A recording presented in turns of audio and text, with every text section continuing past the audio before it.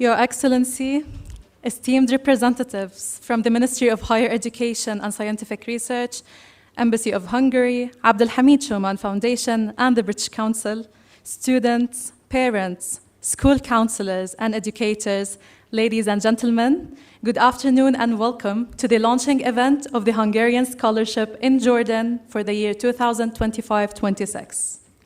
My name is Sara Najam, and I'm delighted to welcome you here today on behalf of the British Council. Before we begin, we'd love to thank الحميد شومان Foundation for hosting us here today. You might be wondering, what brings the Ministry of Higher Education, the Embassy of Hungary, the British Council, and الحميد شومان Foundation together in one room today? It's something very simple, yet very powerful. Our shared belief in the potential of young Jordanians.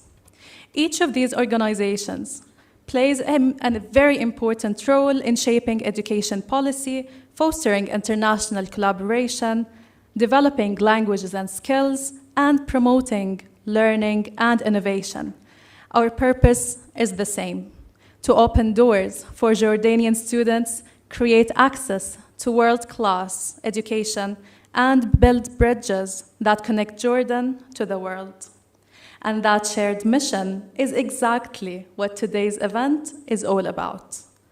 At the British Council, we take great pride in long-lasting partnership with the Ministry of Higher Education and our continuing collaboration with the Embassy of Hungary and الحميد شومان Foundation. For many fruitful years, this collaboration has served as a foundation for educational advancement and cultural exchange. But beyond being an institutional tie, it's a partnership built on trust, respect, and a shared vision of empowering students in Jordan to succeed here and beyond.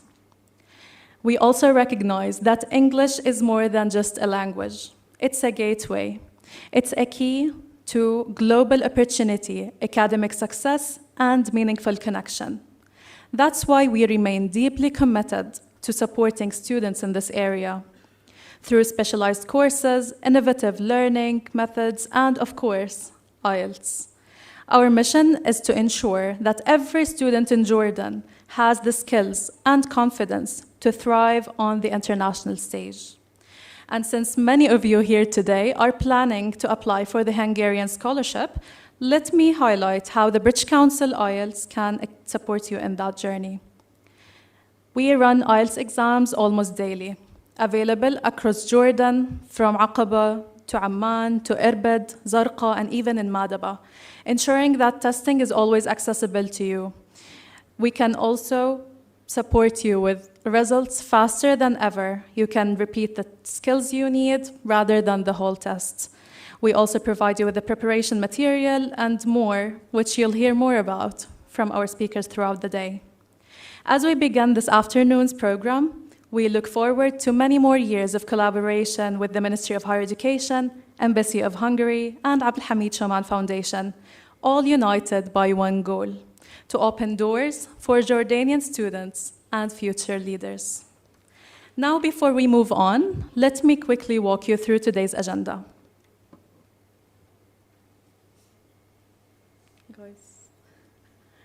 Okay, until it's here on the screen, we'll start with some welcoming speeches by our esteemed guests.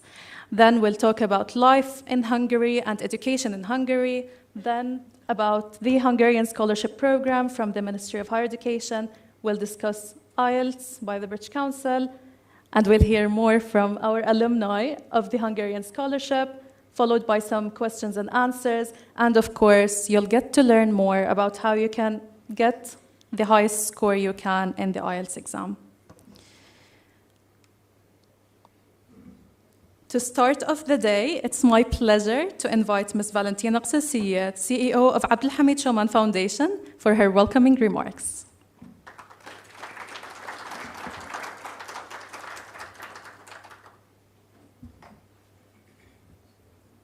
Your Excellency, سعادة وزارة التربية والتعليم العالي, British Council. First, I want to welcome you here at the الحميد شومان Foundation and to welcome everyone who's here But let me speak in Arabic because we're a local entity that we strive usually to support students and scholars in Jordan. مؤسسة عبد الحميد شومان هي مؤسسة أسسها البنك العربي بال78 لتعزيز التعليم والثقافة والبحث العلمي. بهمنا كتير إنه إحنا نكون راب من المجتمع المحلي، نكون عم نخاطب المجتمع المحلي حتى نعرف احتياجاتهم ونشجع ونعزز الثقافة. عشان هيك المؤسسة بتشتغل بكل مجالات الثقافة، من المكتبة إلى الندوات الثقافية إلى العروض السينمائية ونقاشاتها لتعريف الناس بثقافات مختلفة، بالإضافة إلى تعزيز البحث العلمي ودعم المؤسسات الثقافية في كافة أنحاء المملكة. واحدة من الأشياء المهمة اللي إحنا بنعملها بالمؤسسة هو إنه نفتح المجال للفرص، يعني للشباب ليتعرفوا على الفرص الموجودة، ومنها هاي الفرصة اليوم اللي موجودة للشباب للتعليم، حتى إنهم يتعرفوا إيش في برامج بيقدروا إنهم يقدموا لها للبعثات اللي بيهتم فيها. خلينا نحكي الشباب من المخلصين المدارس أو الباحثين اللي حابين يروحوا يكملوا تعليمهم العالي. فأنا بدي أشكركم كلكم لوجودكم هون، بدي أشكر السفارة الهنغارية، بدي أشكر البريتش كونسل على وجودهم هون، وبدي أشكر وزارة التعليم العالي لوجودهم هون واختيار مؤسسة عبد الحميد شومان ليطلقوا هاي المنحة عنا، وشكرا لكم. Thank you.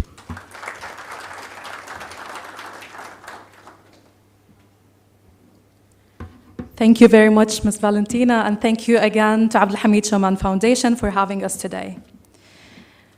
And now, please join me in welcoming Alex Lambert, the Country Director of British Council in Jordan and Levant Cluster Lead, to deliver his welcoming speech.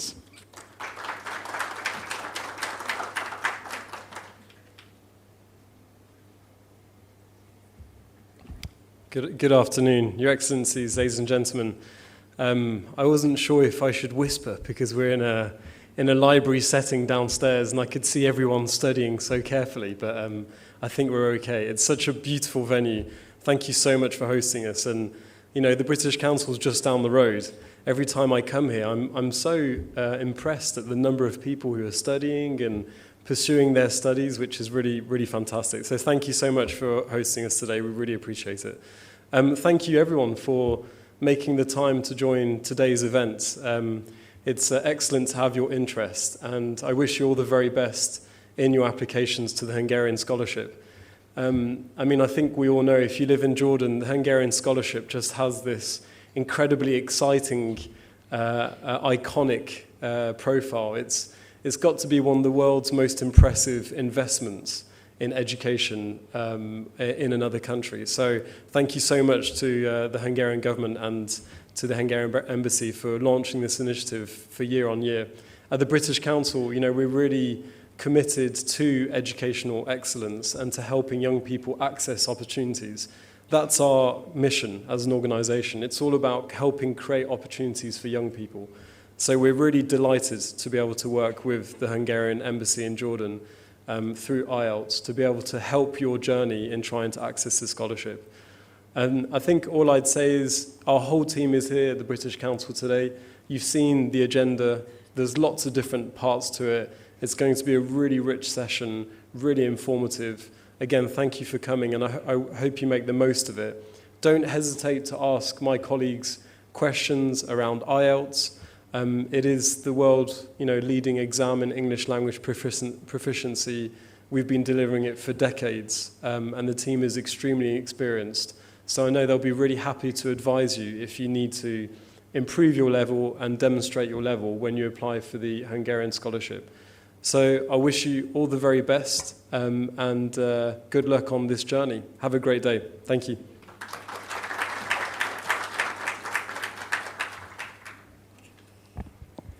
Thank you, Alex. And now, please, everyone, join me in welcoming His Excellency, Dr. Peter Jakob, Ambassador of Hungary to Jordan, to deliver his welcoming speech.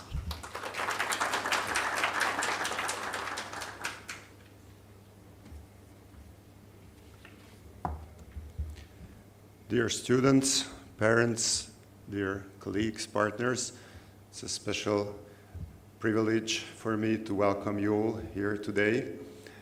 I'm especially delighted because I'm a new ambassador here, and this is one of the first events I'm hosting together with our partners, and indeed this is the first event I have the opportunity to meet Jordanian students here.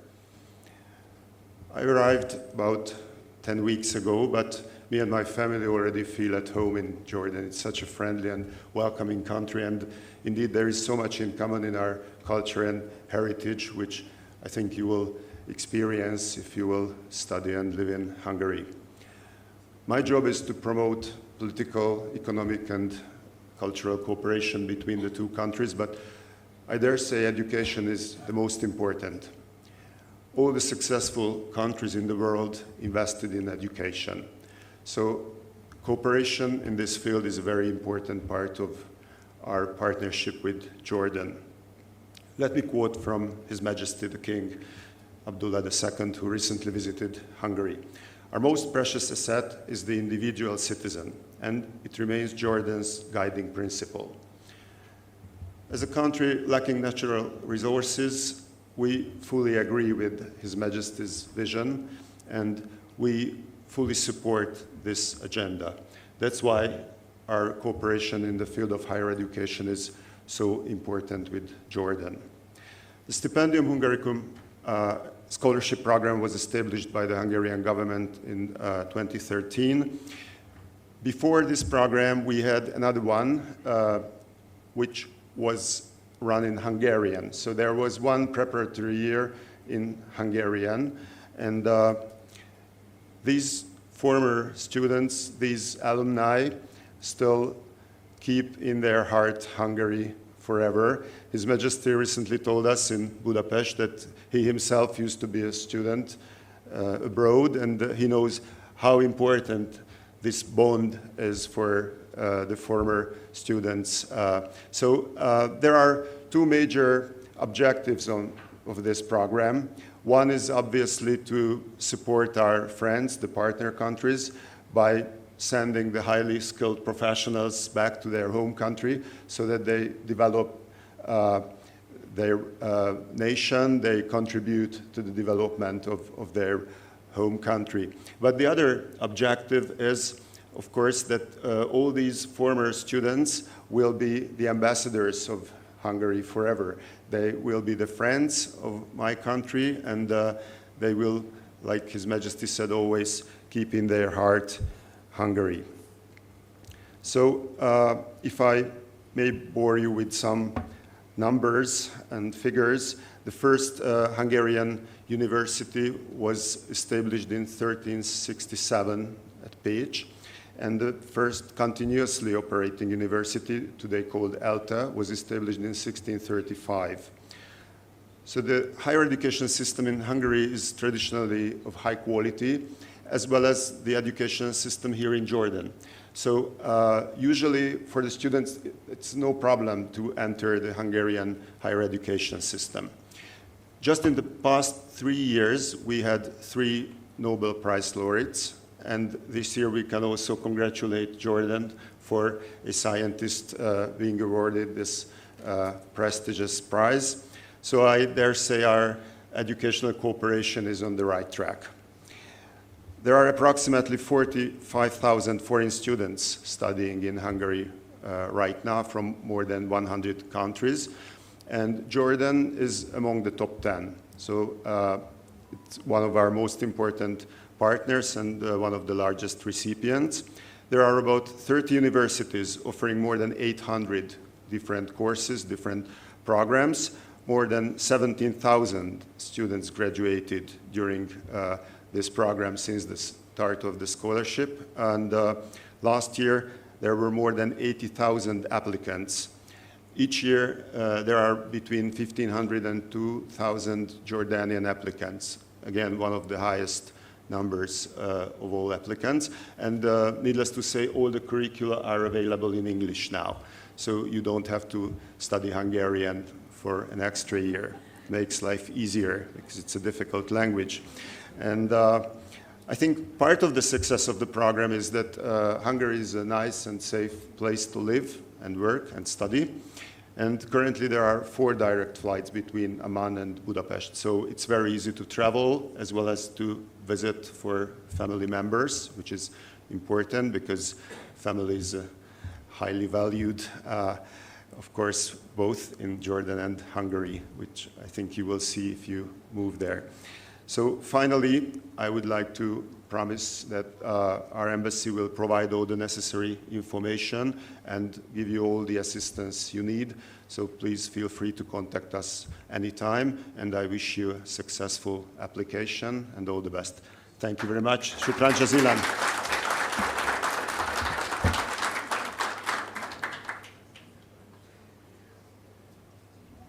Thank you very much, Your Excellency. And I have to second what you just said. Studying abroad is a life-changing experience. I'm saying this because I was a study abroad student as well, and I have so many friends, on a personal note, who studied in Hungary and gave us a lot of positive feedback about it. So we'll hear more from our alumni later in the day. Before we move on, I'd like to introduce a video about life and studying in Hungary. Let's watch it together.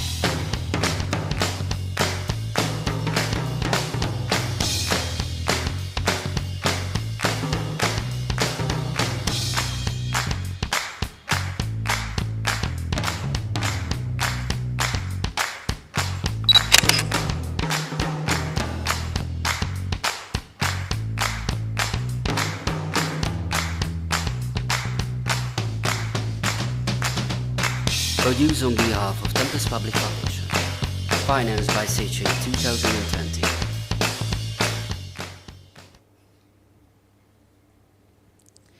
I hope you enjoyed the video. Next, we'll now be hearing from Armen Fabian, the Diplomat for Education and Culture at the Embassy of Hungary, who will be giving us a closer look about what it's really like to be studying in Hungary, from the academic environment to the culture and student experience. Please join me in welcoming him.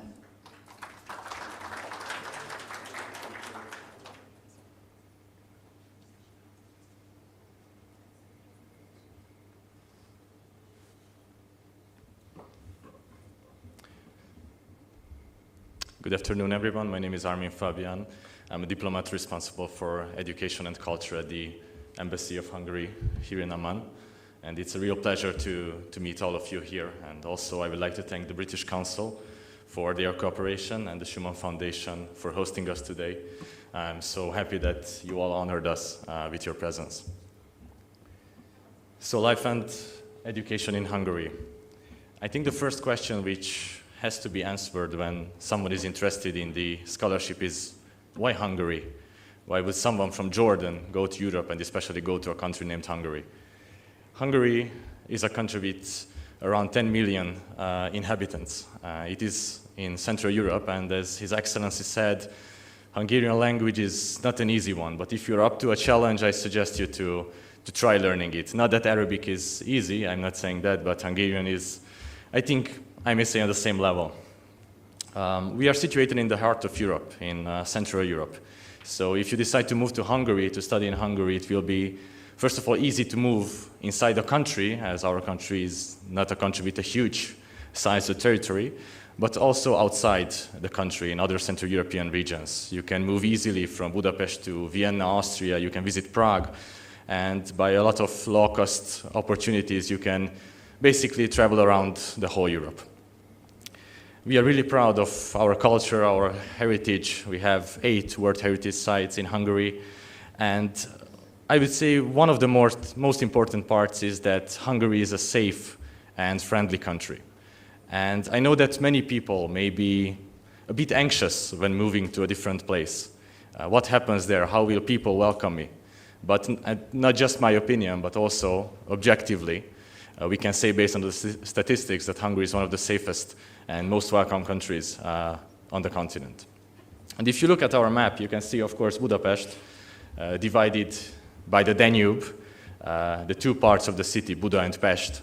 But you can also see on this map maybe some cities that you may not know. Maybe you don't know about Szeged, you don't know about Debrecen, Győr, Miskolc. Maybe you don't know yet about our wonderful lake, the Lake Balaton, where a lot of people spend their summertime to swim, to try Hungarian dishes, to just, take a few weeks of rest. Well, I'm not saying that the Lake Balaton is as special as that sea, because that sea is something unique, and honestly, it's an incredible place, but also we are really proud of our lake, the Balaton. And a lot of cities which may not be as populous as Budapest. Budapest is a big city, the capital, almost 2 million inhabitants, although compared to Amman, it's still considered as a smaller city. But the other places in Hungary, they also offer prestigious university programs and may also be suitable for many of you interested in different fields of studies. And as I said, Hungary is a safe and welcoming country. And most importantly, even though it is not a huge country based on size and population, but as His Excellency mentioned as well, there are 45,000 international students studying at the moment in Hungary.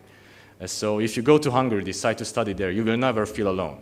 There are a lot of groups, there are a lot of associations, a lot of communities which may help you, not just in your professional development, but also for social life, for traveling, for gaining a lot of new experiences.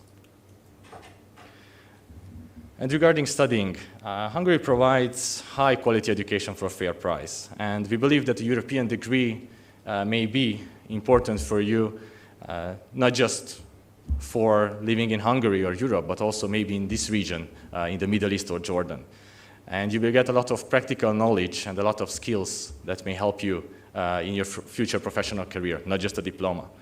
Especially in different study fields which are maybe more actual than ever, IT, medicine, engineering, a lot of competitive and important study fields nowadays in our life. And regarding the Hungarian educational system, we have a lot of experience. Our oldest university is more than 650 years old. But we also have a lot of good new or newer universities. We are really proud of our scientists, as His Excellency mentioned as well, and of course also of our innovations. Maybe you don't even know about some things that you do use in your daily life, but those are invented or partially invented by Hungarian people. And just quickly about the structure of the Hungarian higher education system. So we have a 3-cycle degree structure. We have bachelor's, master's, and doctorate. The bachelor's usually lasts for 3 years, but it may depend on the study field. The master's usually for 2 years, but again, it may depend on the study field, and the doctorate for 4 years. And regarding the academic year, we have the academic year divided in 2 parts. The autumn semester, which lasts from September to January. Usually, the January is a stressful month. So I can tell you from my own experience, January is full with a lot of exams and a lot of studying, but it is worth it. And the spring semester, again, from February to June, and in the second half of May and June, usually there are the exams. And how can you, as Jordanians, study in Hungary? We have the Stipendium Hungaricum scholarship with a quota of 400 each year for Jordanian students. So each year, a maximum number of 400 Jordanians can get a scholarship. We also have a diaspora scholarship, which I will briefly mention, but today maybe the stipendium is more relevant from your side. And also, I know it does not sound that good after hearing about scholarship and help from the Hungarian side, but you can also become a fee-paying student. And we know many, many Jordanians who decide to become fee-paying students because although, of course, the details or the circumstances are not that good as becoming a stipendium scholarship holder, but still we provide a fair cost-value ratio and I would say high-quality education. So if you, for example, I hope that all of you do apply and do succeed with your application this year, but if not, then usually the universities provide the opportunity to choose whether to continue as fee-paying student or not. But let's talk about the Stipendium Scholarship because that's the main reason we are here today. The Stipendium Scholarship was launched in 2013 and it is funded by the Hungarian government. And it's based on bilateral agreements between Hungary and the partner country. Obviously, there is an agreement, and a really successful agreement between Hungary and Jordan regarding the Stipendium Scholarship. Some statistics here, I think most of them were mentioned by His Excellency. I would just like to mention one briefly. Over 91% of the Stipendium Hungaricum scholarship holders would choose Hungary again. And we are really proud of this. It shows that most people have a really good experience in Hungary. And I'm really happy that I'm not the one who will be talking on why it's good to study in Hungary, but rather the three wonderful young people from Jordan, the alumni members who joined us and later on will present their own experiences. And as you can see, some more statistics from the last year, 80,000 applicants. The number of applicants is growing, and there are a lot of competitive study fields which are preferred and prioritized by many applicants. There is one application period each year. So in the next few months, you should be careful and take a look at the deadlines, but I think we organized this event at the best possible date now in November, because the call for application for the next academic year was just launched, and the system, the online system where you can apply, will open in a few days. So you are in time. And just a few key deadlines which may help you during your application. So I think the most important deadline from your side is that you have now November, you have December to take a look at the different programs provided by the host institutions. You have the time to think about your options. You have maximum 2 options to select when applying for stipendium scholarship.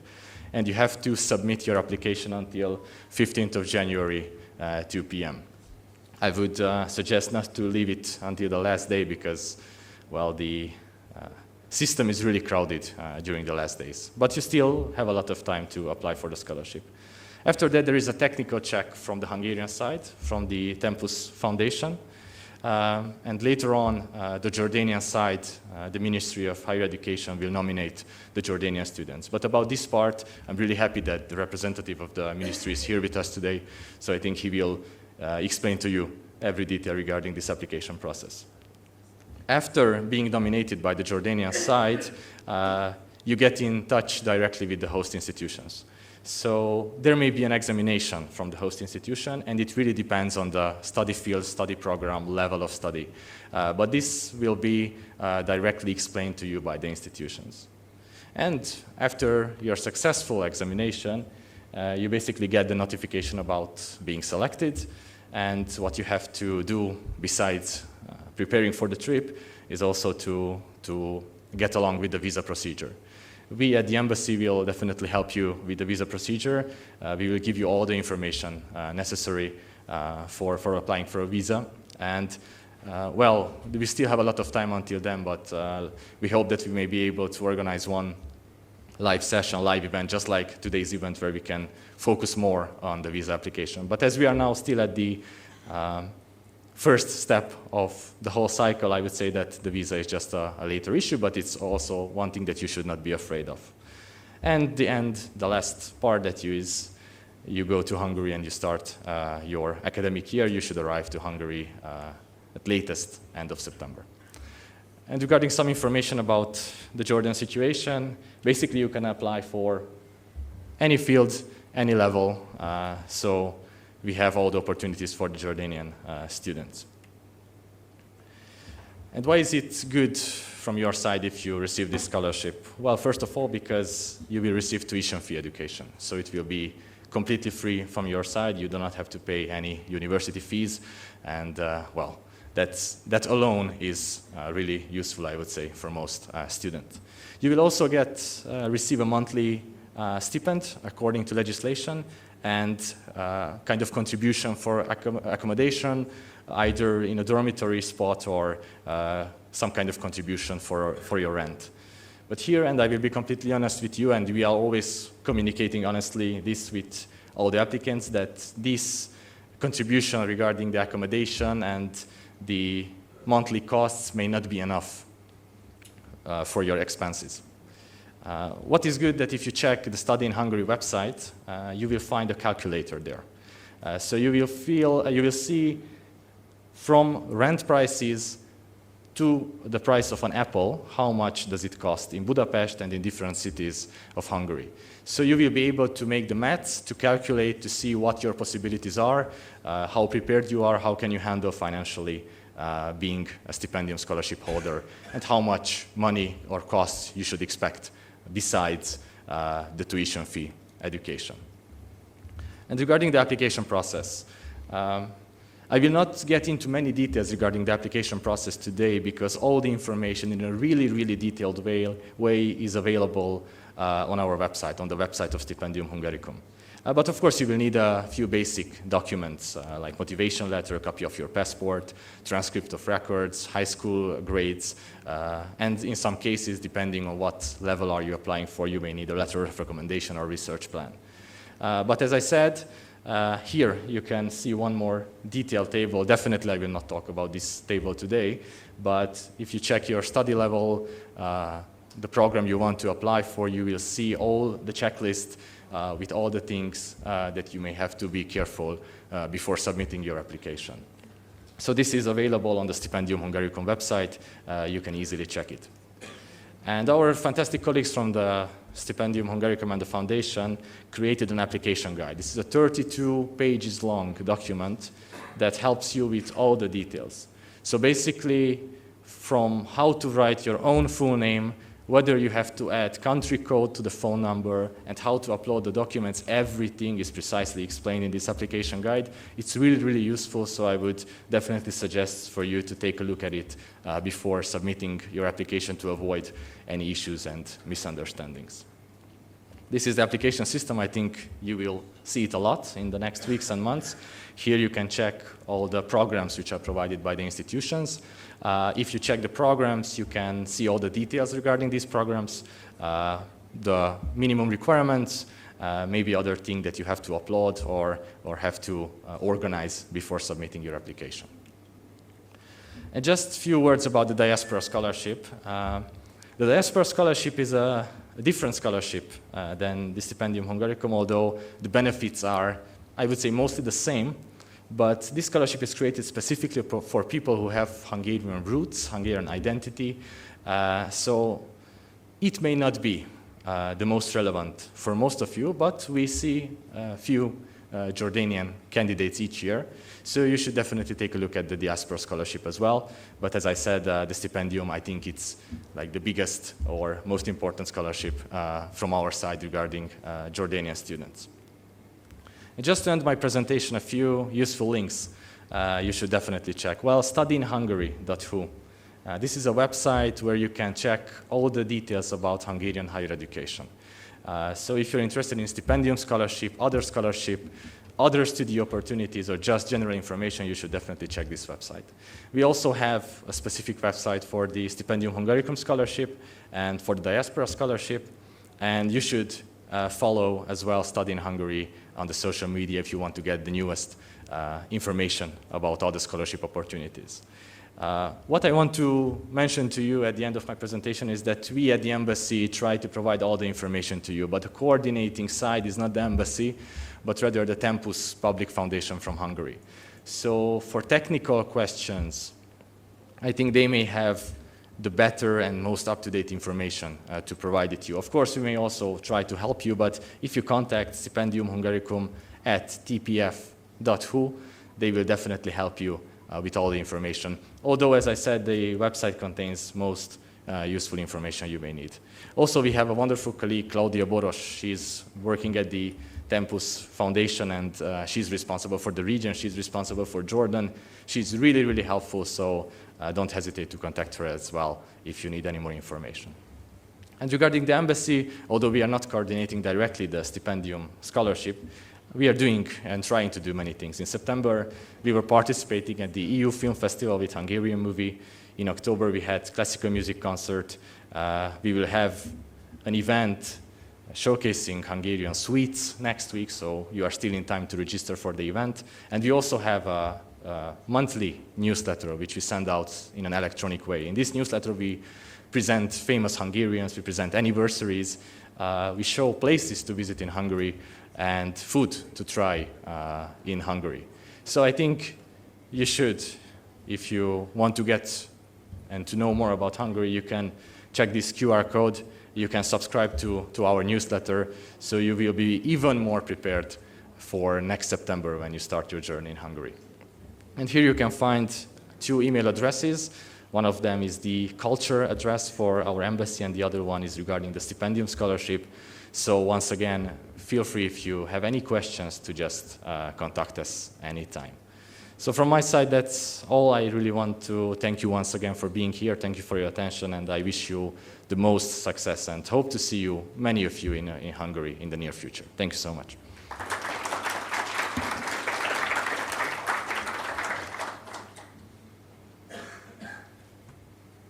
Thank you very much, Armin, for the wonderful overview. I'm so sure that many of our attendees today are even more excited to go and study in Hungary now. If you have any questions for Armin, please keep them with you for the Q&A session later in the day. And now, to walk us through the Hungarian Scholarship Program from the Ministry of Higher Education's aspect, please join me in welcoming our guest, Head of Department of Overseas Students and Cultural Agreements at the Ministry of Higher Education, Mr. Ali Bdur.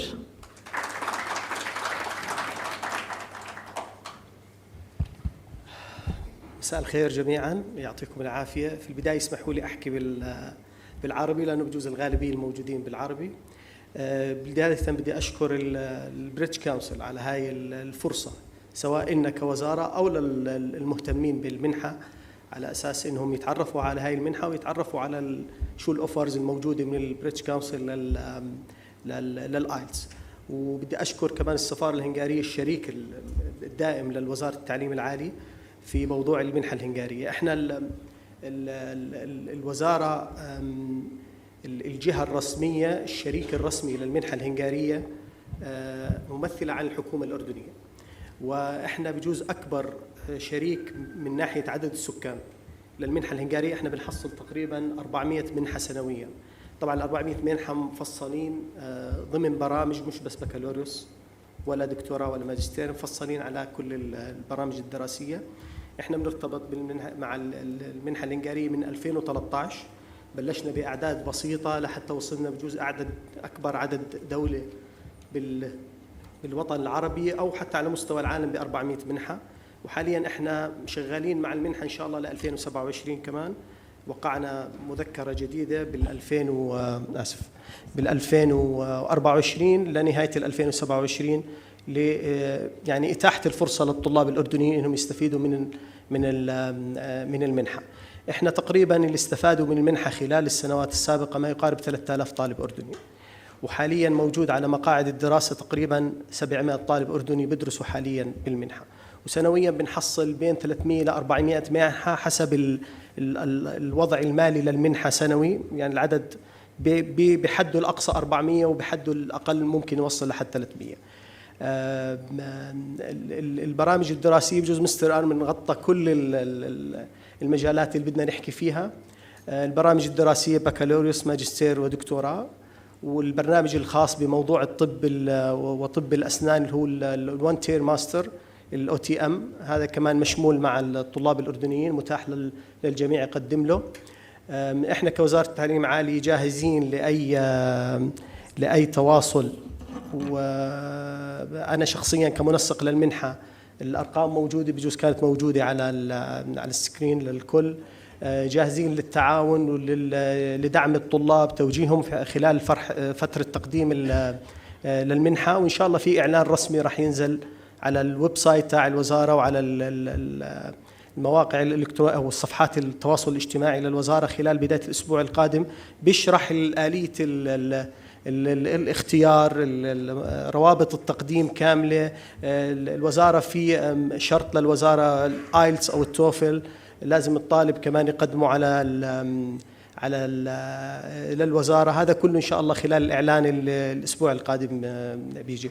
وأعتقد إنه في لاحقا في مجال للأسئلة المباشرة. بدي أرجع أشكر البريتش كونسل، السفارة الهنغارية، ومؤسسة عبد الحميد شومان على هذا الإيفنت الرائع، ويعطيكم العافية.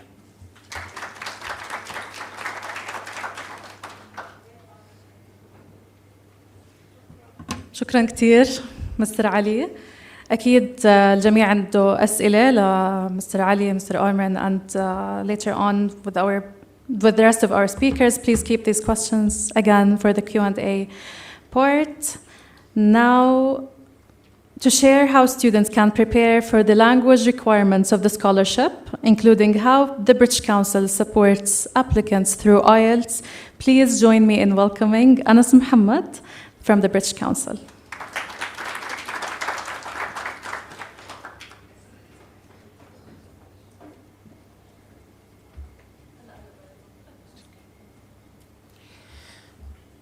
Good afternoon, everyone. My name is Anas Muhammad, and I am the Head of Business Development and Relationships at the British Council here in Amman. So good to see you all, and I'm sure you're looking forward to receiving lots of information about the scholarship on all fronts. So what happened today is you've heard from Mr. Armin on life in Hungary and on the scholarship itself, and briefly from Mr. Ali on what the Hungarian scholarship is and the criteria for Jordanians. But the third element which you will need as an applicant for the Hungarian scholarship is an English proficiency exam. And as Alex and Sarah mentioned in their speeches, IELTS is the most recognized English language proficiency test worldwide. And we are very proud at the British Council that we co-own it and that we run it in Jordan and make it accessible to young Jordanians in collaboration with many partners that we have, from Amman to Irbid to Aqaba to Zarqa recently and in Madaba. So let me quickly walk you through what IELTS at the British Council is and how we can make it more accessible to you. More importantly, the special offer that we are providing to you today as applicants to the Hungarian scholarship. I will be speaking briefly, but a more important person is going to speak to you today about IELTS in depth. Ahmed, can you stand up? Ahmed Sartawi from the British Council, who's my colleague. So in the second session, after the break, which you will have right after the Q&A session, you will be hearing a lot from Ahmed on IELTS specifically. My role now is in 10 minutes to walk you through your options and the ideas. And if for any reasons you cannot wait for the brilliant Ahmed, please proceed to the registration table outside, and we will be happy to offer you the offer even before you hear from Ahmed. So let me quickly go through this. I'm not used to speaking in front of podiums. I will be walking a lot. So if you find me going there, remind me that you can't hear me. So just quickly, I mentioned that IELTS, the International English Language Testing System, is the most recognized worldwide English proficiency test. Definitely, universities in Hungary do recognize IELTS, and organizations around the world as well. So by going for an IELTS certificate, you're not just having that for your future Hungarian scholarship, but also for life to come. There are 4 main elements and components, as you might all know: listening, reading, writing, and speaking. Is it working? Yeah, perfect, thank you. Listening, reading, writing, and speaking. And what we do at the British Council and why we would love you to have IELTS with the British Council is because we are the best to equip you with all the preparation materials and examples that you will need for an easy IELTS journey. The exam itself is not difficult, but the question is always, what is the score that I am aiming to achieve? And here is where you need to customize your journey towards that goal. So what we do at the British Council is we provide you with preparation materials and actually applications that help you score high. Again, Ahmed is going to tell you about that in depth, but basically there are IELTS preparation apps, including English Score app, IELTS Ready Premium and IELTS Ready Premium Plus, which are services and preparation materials that you will immediately get once you register for the IELTS exam for free. Everything I will mention here is given free of charge for all those who register for the IELTS exam. IELTS Coach Online, which is a teaching service for those who want to go for it, and face-to-face teaching center packages. These are the only parts that are paid for, and we will talk about that shortly. Practice tests, including mock tests. If you want to go do an exam, you would want to practice that exam, and that's something we also offer you once you register for the exam. An extremely important aspect of the IELTS exam recently is it was computerized, as you may know. So we have IELTS on computer. It's so popular. Most candidates opt for it.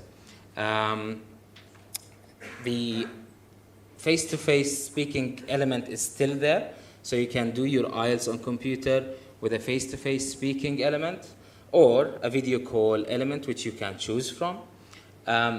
The exam is available almost every day. So this is a screenshot on the right-hand side from our calendar for November and December. So we know if you are applying for the Hungarian scholarship, you will need to do your exam probably in November, December, or the first weeks of January. And this is our calendar. In bold and underlined are the available dates. Almost every day there is an exam. And you can register for the exam up to 1 day before the registration day. So for example, if I'm checking my calendar for today, and if there is an exam tomorrow, you will be able to register for it. It's as late as that, if you are in shortage of time.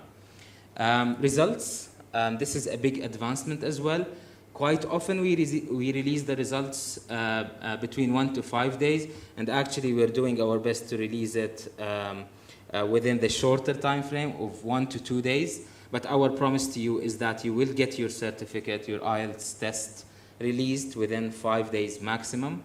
Very few people receive it within 5 days. Most people receive it within 1 to 2 days. So you do the exam today, you get your result tomorrow or after tomorrow, literally. And as I mentioned, if you look at the November and December calendar, and I invite you to take a screenshot of these, or wait till Ahmed walks you through the system and how to find these dates, then you will find that we are available.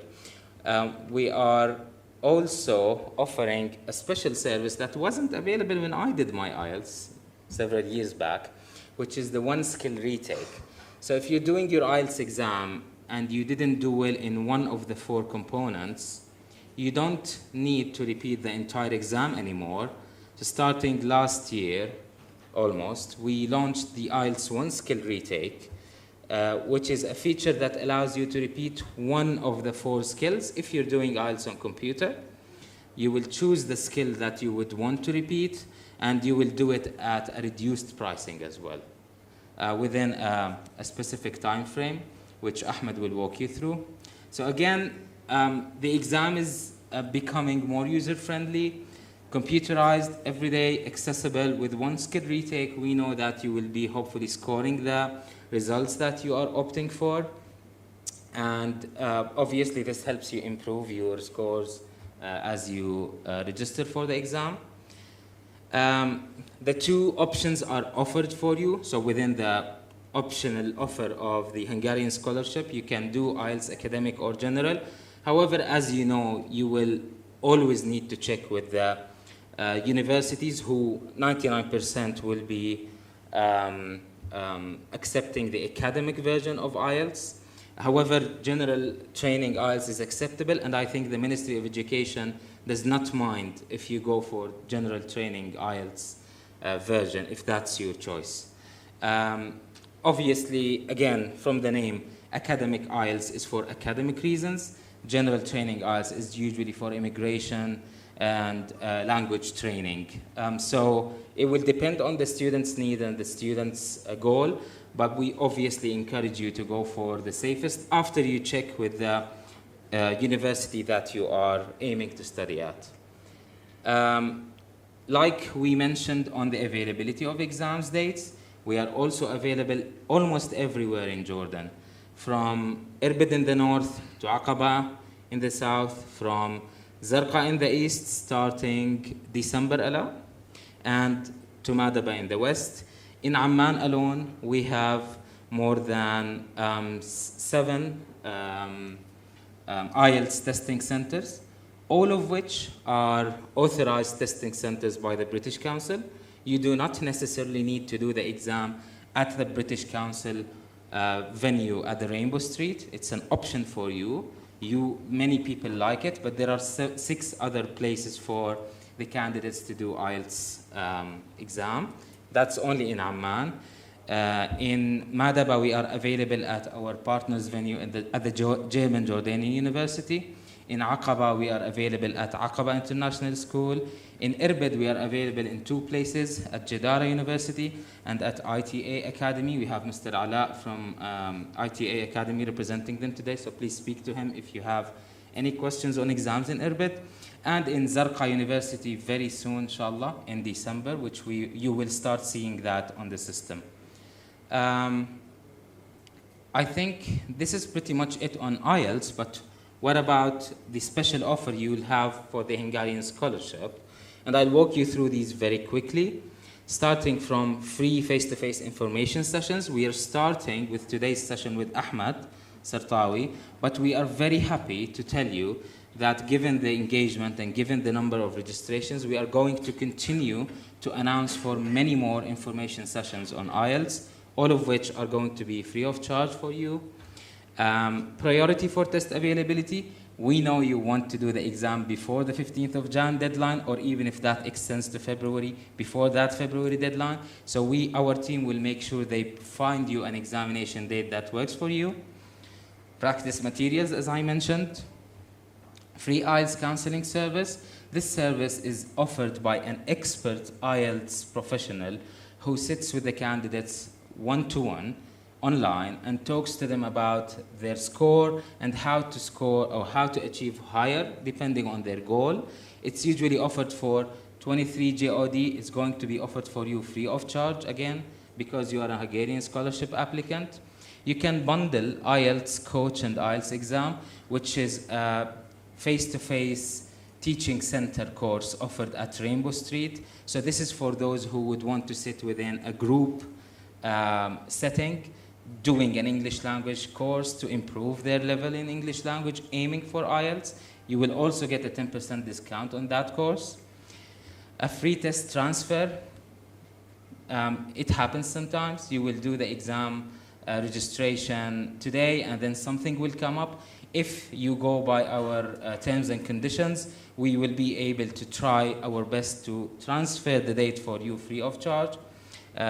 This will, again, depend on the context and your justifications.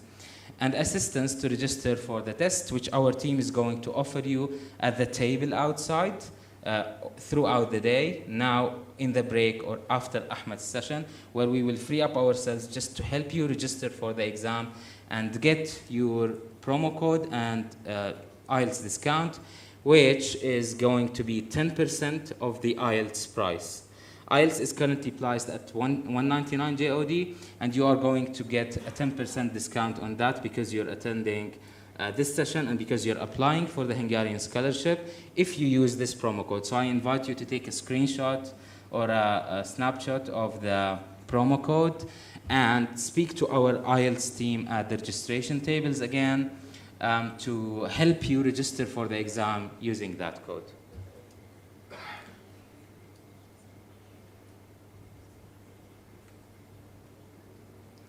If you would like to speak to us after the session as well, feel free to take a screenshot of this screen as well with our colleagues from the British Council who are very happy to support you anytime on any question you will have. We have all your details from your registration forms, but if in case you would like to proactively approach us, again, Ahmed, Saed, and our team are going to be available in the break and after Ahmed's session to help you register for the exam and get your offer. Thank you so much, everyone. That's all from my side.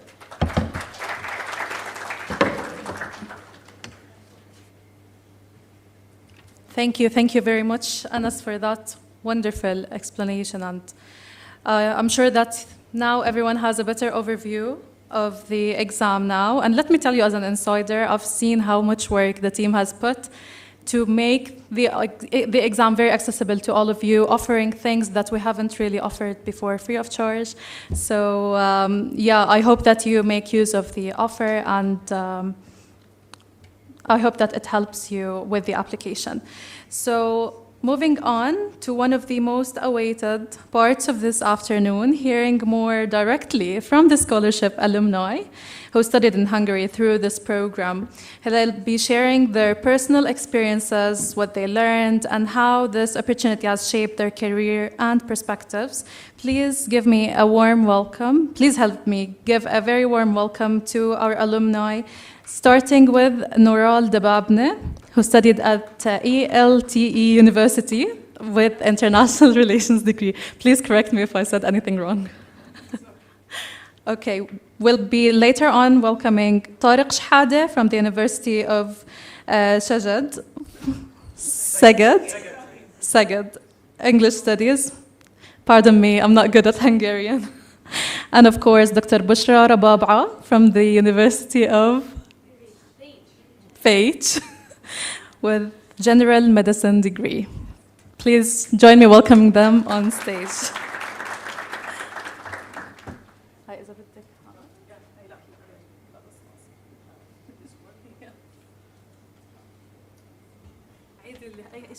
أنا كنت فاكرة هيك عامل. مرحبا، مساء الخير. Basically, my name is Nural Dababne. I'm an alumni student from ELTE University. It is like an abbreviation for Atvesh Laurent University. I studied the international relations as a bachelor degree. Your Excellencies, distinguished guests, good evening, and what a wonderful time to be talking about wonderful Budapest in your esteemed presence. It is an honor to stand in front of you to share a life-changing journey. Budapest, Hungary became my second home while pursuing my bachelor degree in international relations at ELTE University. The beginning was filled with mixed emotions. Joy for the scholarship opportunity, yet some apprehension toward the unknown, and the homesickness that touches every newcomer's heart. But soon, the people of Hungary welcomed me with warmth and kindness, allowing me to carry on with passion about myself and how I could give back to the world as a contributing person.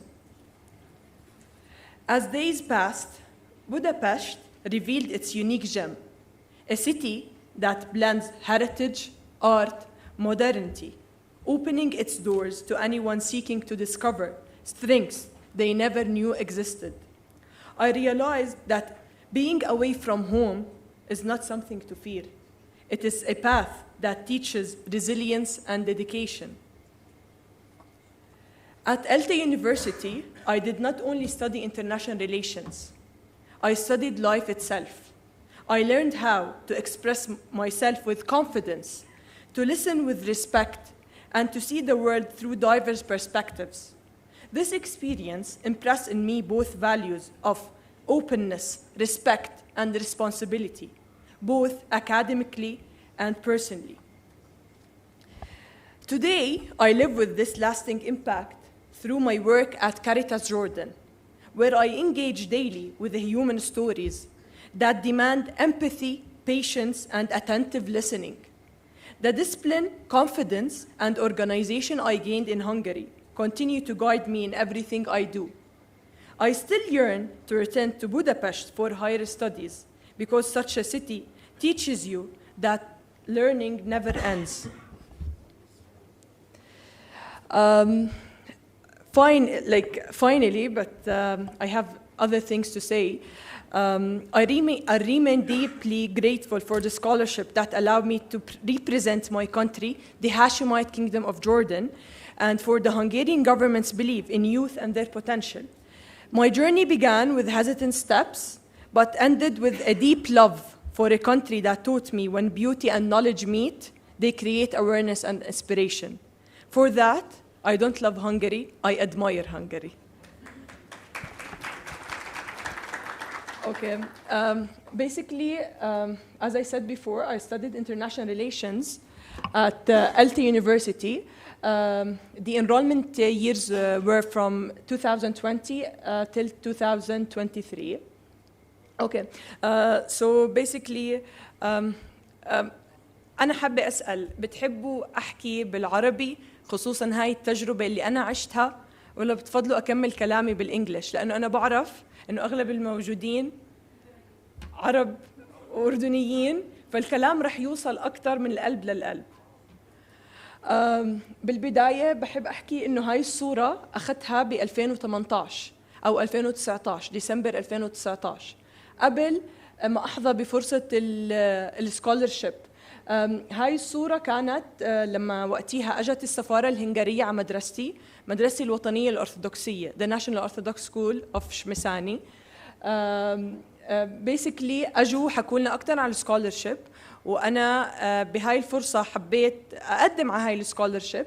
وقتها بتذكر والدتي حبت تاخدني أنا وأختي على رحلة على هنغاريا عشان أشوف هاي البلد اللي بدي أدرس فيها إيش ممكن تفرق عن ثقافتنا. وهاي أول صورة أنا بتذكر أخذتها بهنغاريا ب 2019. بنفس الوقت مرت الأيام على إيدكم اليمين هاي صورة لشارع بيتي اللي أنا كنت ساكنة فيه هو كمان برضه في بوداسايد since already ببداية الكلام حكوا إنه بودابشت مقسمة لبودا وبشت. So basically هذا الشارع كان شارع بيتي اللي هو كان فيه كتير ذكريات منهم اللي رح يوديني لتاني سلايد. basically أول صورة هدول العيلة الهنغارية اللي أنا سكنت معهم. هلا في أول سنة إلي بهنغاريا أنا ما عشت ببيت، أنا عشت في دورم عشان أعيش التجربة الطلابية في الدورم. وتاني سنة إلي حبيت أخذ بيت. وثالث سنة إلي I was lucky to live with two Hungarian couples, Eugene and Barbara, Bori and Yancy. I think Hungarians will understand more what nicknames we usually talk about like these names. هاي الصورة كانت بآخر يوم إلي بهنغاريا. وصلوني هن على المطار مع إنه أهلي كانوا موجودين بس سبقوني بالطيارة بس أنا سبقتهم بيومين. وهن اللي وصلوني على المطار ما قبلوا فكانوا أكتر من family إلي. They supported me a lot. I still remember the day I went to my thesis exam and my final exam. And they were waiting the result as they are my family. On the other picture, on the other hand, on the right, you can see my mother. My mother and my family had visited me a lot in Hungary. And this picture was taken in my neighborhood as we saw that Jordan is being advertised in Budapest. And we really felt so proud that we do have a very good diplomatic relation with Hungary, and also with other European countries, because I saw this picture in Poland, in Slovakia, and Slovenia, and other European countries. So this has made us sure that Jordan is moving or continuing the work on a right track with a very good diplomatic relationship. However, for the first picture is the Christmas market. This picture was taken in 2021, which was post-COVID. People were trying to go out and to check more like celebrations and Christmas markets. On the other hand, the picture in the middle, it's the city center of Budapest. The area is called Diák Ferenc tér, where you can see behind my picture, the Budapest Eye, which is one of the touristic area. And in the last picture, you can see an event or a concert. It was in the Hungarian Cultural Center. I went there to attend a concert about different cultures of the Hungarian culture. Also, for the final or for the fourth slide. Basically, this was in my graduation ceremony.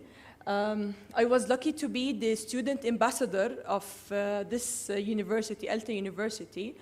And I was lucky also on that day that the committee had picked me to be the alumni ambassador of my university. I still remember the day of my graduation. My family was there, my parents, my uncle, my grandfather, my cousins. And I was lucky to have this opportunity in studying in Hungary. And I'm eager to go back and study my master's degree there. Thank you so much. And if you please, let me give the panel or the stage for my friend Tariq Shhade.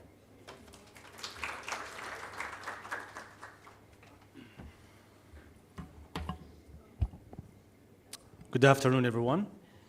Your Excellencies, distinguished guests, ladies and gentlemen. My name is Tariq Ahmed Shhade. I have graduated from the University of Szeged 2022. My major was English Studies. It's a great honor to stand before you today and share a very special chapter of my life, my academic and personal journey in the city of Szeged, where I had the privilege of completing my master's degree. When I first arrived in Szeged, I was immediately struck by the warmth and openness of its people, despite being far from home. I never truly felt like a stranger. The welcoming environment of both the city and the university created a sense of belonging that allowed us as international students to adapt quickly and smoothly. The first few weeks that are usually filled with uncertainty in any new country were, in my case, filled instead with support, friendship, and genuine hospitality. The professors at the University of Szeged played a vital role in helping us understand not only the academic expectations, but also the educational philosophy of Hungary. Their guidance and mentorship enabled me to navigate the new system with confidence. They were patient, approachable, and sincerely invested in our progress. I will always remain grateful for their dedication and for the inclusive learning environment they fostered. Equally memorable was my interaction with my Hungarian classmates and friends. What truly fascinated me was their eagerness to learn about my country, Jordan, and our culture as well. Those exchanges went far beyond casual conversations, to be honest. They became bridges of mutual understanding and respect. I often found myself sharing stories about my homeland while learning about Hungary's rich history, traditions, and values as well. Through these experiences, I came to appreciate that cultural diversity is not merely an academic topic, but a lived experience that enriches one's worldview. From an academic perspective, studying in Hungary was a significant milestone in my career. Earning my master's degree from the University of Szeged equipped me with advanced knowledge and a global academic perspective. Professionally, this achievement opened doors to opportunities that I could have only dreamed of before. It paved the way for me to work at esteemed international schools in Amman, and eventually it contributed to my current role as a full-time university lecturer and the language center coordinator at الهنغارية Amman University. For these reasons and many more, I wholeheartedly encourage students from around the world to consider Hungary as a destination for their studies. Whether at the bachelor's, master's, or doctoral level, the country offers not only outstanding education, but also a genuine sense of community that supports academic and personal growth alike. 2 years ago, and this is a very funny situation, 2 years ago I had a memorable encounter with a Hungarian family in the city of زرقاء, تحديدا في سوق باب المدينة. التقيت في عائلة هنغارية, and it was a very, very nice chance. The moment I heard them speaking Hungarian, I was overcome with a sense of nostalgia. The familiar sounds of the language instantly transported me back to the days in Szeged. I could almost feel the warmth of the city and the friendliness of its people. I approached them with a smile, and I say, "Yuna pot kivanuk min denkinek hojvaj," which means, have a good day, everyone. How are you doing? So the father was very shocked, and he told me, "It seems amazing to see someone who speaks Hungarian here in Jordan." And then I told him, and I laughed, I told him, "Nim basilik majarol, di basilik ishkishit majarol," which means I don't speak Hungarian, I only speak little Hungarian. We all laughed in a very nice manner, in an astonishment. We all shared a warm laugh, and in that moment I realized once again how deeply Hungary had become part of my identity. The language, the culture, the memories I hold from Szeged continue to resonate with me, reminding me that true connections between people go far beyond geography. They live in the heart.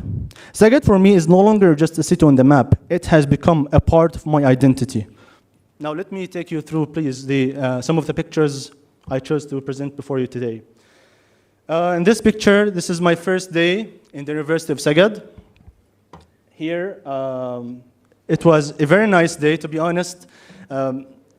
Mix of feelings. You are a new country, new experience.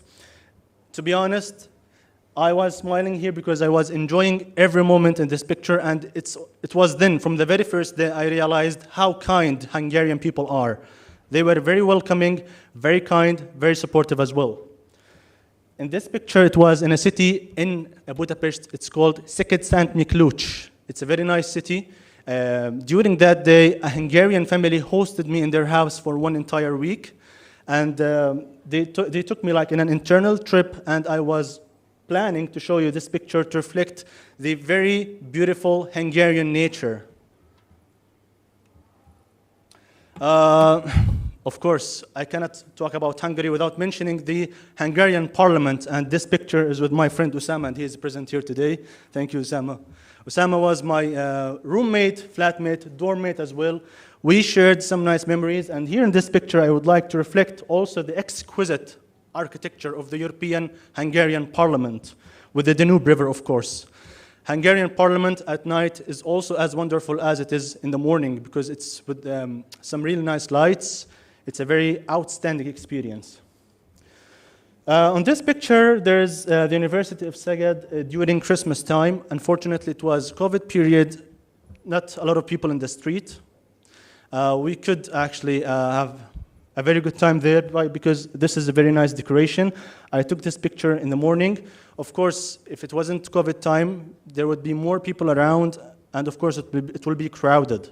But it was my first experience to go through the Christmas outside Jordan, and it was a very nice decoration, an outstanding experience as well. Now in this picture, it was in TIC Library, the University of Szeged's library. I was immersed in deep research in an attempt to finalize my MA thesis before defense. It was like maybe 10 days before my defense, so I was completely involved in research. By the way, TIC Library is a very nice place, cozy. It gives you all the environment you need to finish your research. And of course, it supports you with the very nice and exclusive resources for your thesis, whether if it's BA, master's, or the PhD level. The picture in the middle is in front of TIC's library with my professor and supervisor, Professor Larissa. It seems amazing to celebrate the final moments with my OOC level, my certificate, my MA thesis. It was a very nice moment, and I really would like to thank her for her patience with me, for her guidance, and for all the notes she gave to me. It was very informative, and it was a privilege for me to work with her. Last but not least, at Queen Alia International Airport, celebrating this milestone moment with my mom and dad, actually seeing their smile made every effort, worthwhile. It was very nice to see them, and I'm very happy that I made them proud of me. Basically, this was all. I often find myself feeling nostalgic for its sunny weather, specifically Szeged, its peaceful streets, above all, the kindness of its people. One day, I look forward to visiting Szeged with my wife to show her the place where I spent 2 unforgettable years of my life.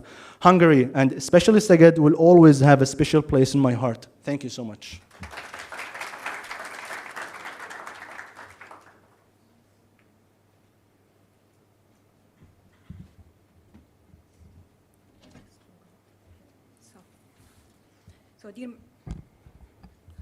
So dear members of the embassy, dear members of the British Council, and dear interested students. First of all, I would like to begin my introduction with a short glimpse, actually, about life at the Faculty of Medicine at the University of Pécs in Hungary. So the video will be displayed soon.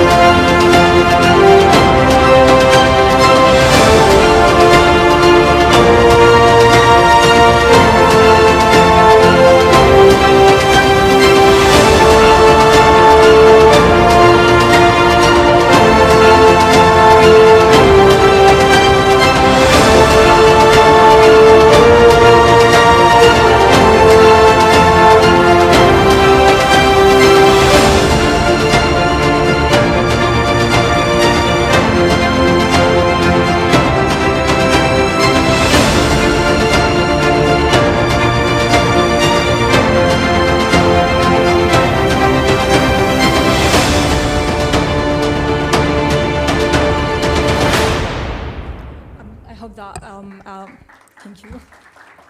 So I hope that introduction was actually informative about how life in Pécs was at the Faculty of Medicine mainly. Standing here today, I can't help but look back at how far I've come and how much this journey of studying in Hungary has changed me. When I first went in Hungary, I arrived with nothing but uncertainty and fear, knowing no one, understanding a little, and carrying only the hope of finding my place. But soon later, over time and through dedication, the uncertainty turned into clarity and fear turned into courage. And faces that were once strangers became my second family. Through shared laughter, late night talks, and moments of quiet support, Hungary transformed from destination into a home, a place that shaped me, strengthened me, and embraced me as one of its own.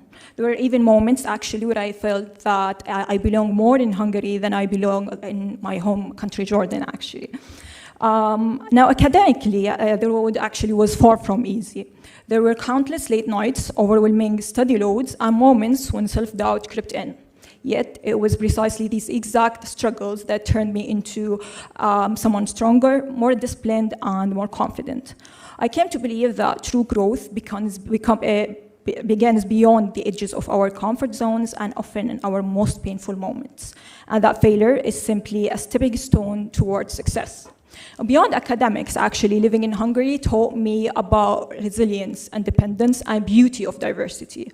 I met people from all over the world, each with their own story, language, and dreams. Together, we learned not just from textbooks, actually, but also from each other. I was once told to love the process more than to love the prize.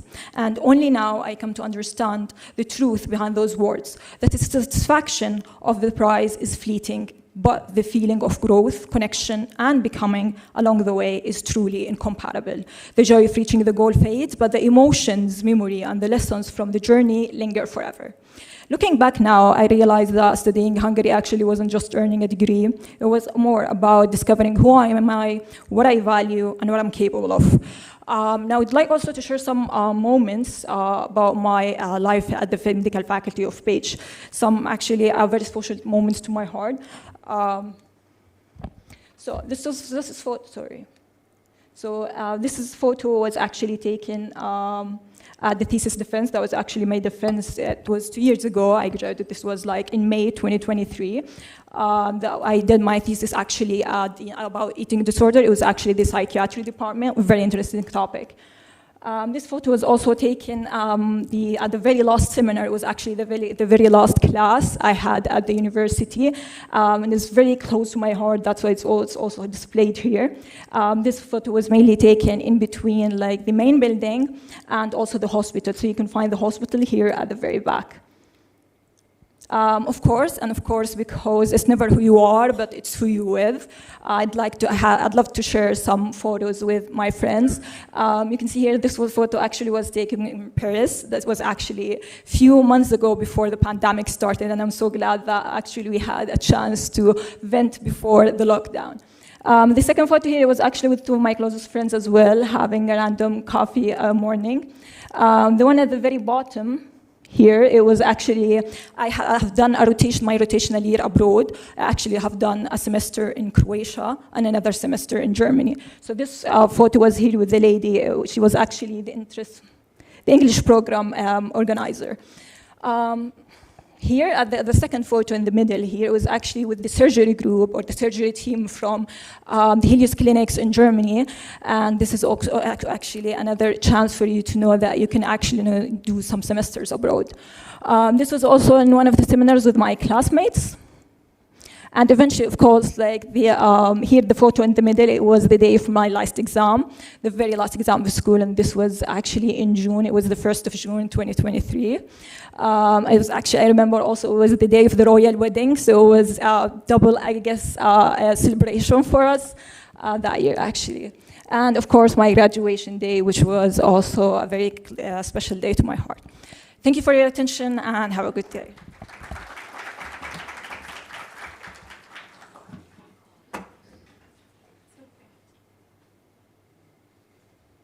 Thank you very much to all of our alumni.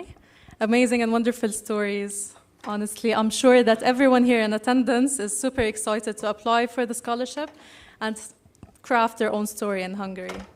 Now, I'd love to welcome our speakers for the Q&A session. Mr. Armin Fabian from the Embassy of Hungary in Jordan, Mr. Ali Bdour from the Ministry of Higher Education, and of course Anas Muhammad from the British Council, Head of Exams, Business Development and Relationships, to answer all of your questions. We'd also love to welcome our alumni, Ms. Nural Dababna, Mr. Tariq Shhade, and Dr. Bushra Rababa. Please join us on stage.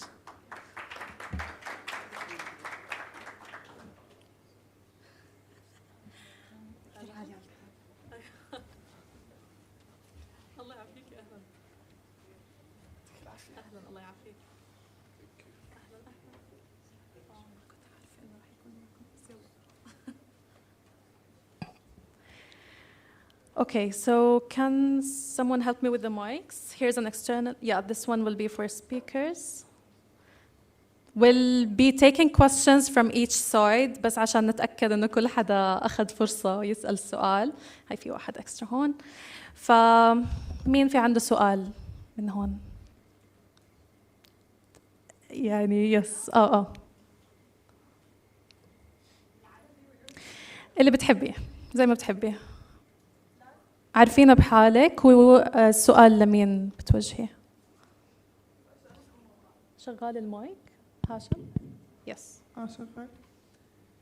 لازم اخذ ايلتس تيست عشان يعني انقبل بالهنغاريان سكولرشيب.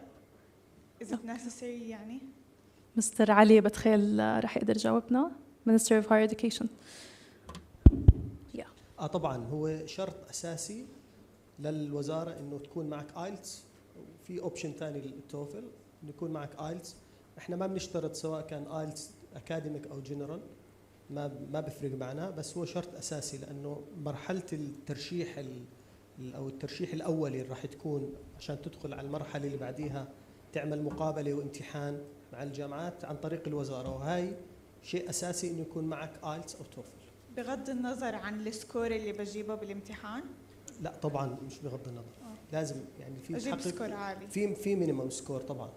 بس نعم هلا ما في مينيمم سكور ببين معي حاليا. هلا ببين بناء على كم عندي متقدم وكم بدي ارشح. مفاضل ناخذ يعني. افريج احنا كل سنه. فمثلا الماستر السنه الماضيه كان على 7، اقل من هيك ما ترشح. مثلا اعتقد البكالوريوس كان على 5.5 أو 6، فكل سنه مختلف عن السنه اللي قبلها، ببين حسب الافريج الموجود عندنا. اوكي شكرا. تمام. Let's move to this area. حدا عنده سؤال؟ يس عنا هون بليز. يعطيكم العافية. أنا الطالب عمر الفاوري. لأن أنا بدي أسأل، أنا الآن صف أول ثانوي تمام. بقدر إن أنا هسه أقدم على امتحان الآيلتس وما مثلا اضطرني أقدمه لحد ما تطلع السكولرشيب؟ هلا أنا أعتقد الآيلتس سنتين صح؟ سنتين. يس. فما في مشكلة أتوقع. يعني بزبط أقدم السنة هاي؟ صحيح. إحنا بنطلب سنتين، ما يكون أكثر من سنتين. شكرا لك. تمام. عنا الأستاذ سوري. أوكي. مرحبا، أنا الطالبة الفاوري. فعندي سؤال إنه إذا بدي أقدم امتحان لآيلتس كم ممكن أجيب أفريج عشان يقبلوني مثلا بالمنح هاي؟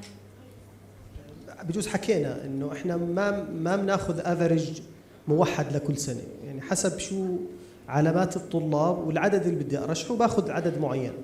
فما بقدر أحكي لك إنه راح يكون 6 السنة هاي أو يكون 7 أو 5.5، ما ببين معي للأسف. يعني كم لازم يكون ليفل تاعي مثلا C1 B2 زي هيك قصدي؟ بالليفل ما بالعلامة بحكي يعني. مثلا حكيت أنا الماستر كان على 7 السنة الماضية مينيمم كان الماستر. هلا الاو تي ام كان على 6 اعتقد. البكالوريوس الباتشلر كان على 6 أو 5.5. فهو كل سنة مختلف يعني حسب كل سنة وحسب علامات المتقدمين. شكرا. أفغاني بليز الأستاذ. Samir Bazian, I'm a parent. My question is, I'm sure thousands are applying for this scholarship, and you told us around 250 for the bachelor were accepted. What is the selection criteria? If you can just tell us more about it. What would be the selection criteria? How would you differentiate between the applying students? هلا المعيار الرئيسي اللي هو الايلتس، نتيجة الايلتس أو التوفل. يعني ناخذ أعلى عدد. أحكي مثال بجوز تطبيقي. أعطينا مثال دكتور. إحنا المنح 400 موزعين على 250 حسب المذكرة الموقعة مع هنغاريا، موزع على 250 بكالوريوس، 50 او تي ام اللي هي تخصصات الطبية، و50 ماستر و50 بي اتش دي. هلا بدي اخذ انا المنحة كل سنة بتطلب منا نرشح ضعف العدد عشان يدخلوا للمرحلة التالية. يعني ال400 لازم ارشح انا 800. هلا ال800 هذول موزعين حسب الاعداد اللي انا حكيتها، مثلا 250 لازم ارشح 500، فباخذ اعلى 500 متقدمين. هلا كانت العلامه هذا كترشيح من الوزاره، تمام؟ باخذ اقل علامه، اقل طالب اللي كان رقمه 500 على الليست عندي وبرشح، وكذلك في بقيه البرامج. يعني هاي الكريتيريا الموجوده للوزاره، لانه احنا المنحه بتسمح للطالب اللي عم بدرس حاليا ولسه ما تخرج انه يتقدم للمنحه. هلا ما بقدر انا اقارنه مع طالب اوريدي معه نتيجه توجيهي او طالب ماستر مخلص. فاضطرينا ناخذ نعمل الامتحان الايلتس او التوفل كمعيار للمفاضله، لانه بقيس قدرات الطالب باللغه الانجليزيه اللي هي شيء اساسي بخصوص المنحه. فالعلامه الايلتس او التوفل هي المعيار الرئيسي للوزاره بالمرحله الاولى بالترشيح. لاحقا الطالب لما يترشح ويتبلغ انه ترشح، في بروسيس ثاني مع الجامعات، في مقابله وامتحان، هذا اللي بقرر القبول النهائي بناء على قديش انت راح تكون علامتك بالمقابله والامتحان راح يعملوا لك اياه. نفس الجامعات الهنغاريه. فالقبول النهائي مش من الوزاره بترشح بالمرحله الاولى، المرحله الثانيه اللي هي الجامعات، وبعدين بتحصل المنحه او ما بتحصلها حسب شو الاعداد المخصصه للاردن بكل جامعه، وهذا شيء مبكر ما ببين الا بجوز بشهر 4 أو 5 الجاي ان شاء الله. شكرا.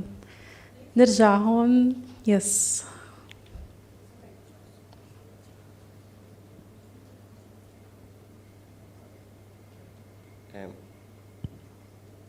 What can I do to increase my chances of getting the scholarship? What can he do to increase his chances of getting the scholarship? So how can he maybe enhance his application?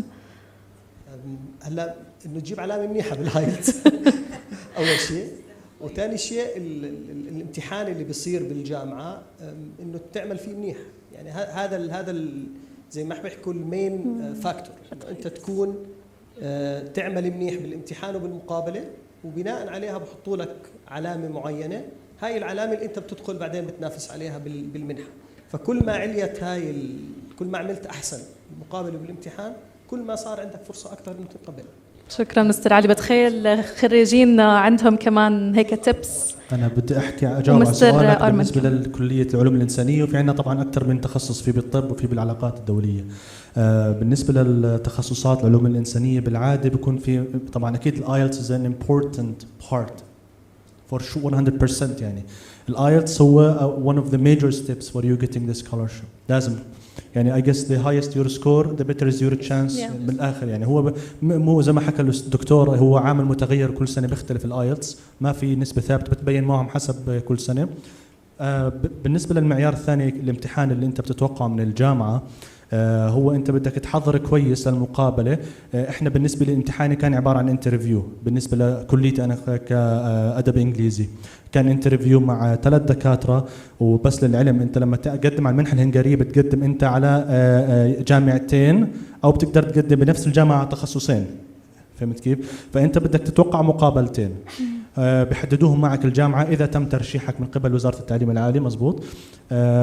بس تيجي للامتحان هم ببينوا لك كيف الامتحان تبعك. اذا كان امتحان بالنسبه للطب اي قصه راح تجاوبنا كمان دكتوره.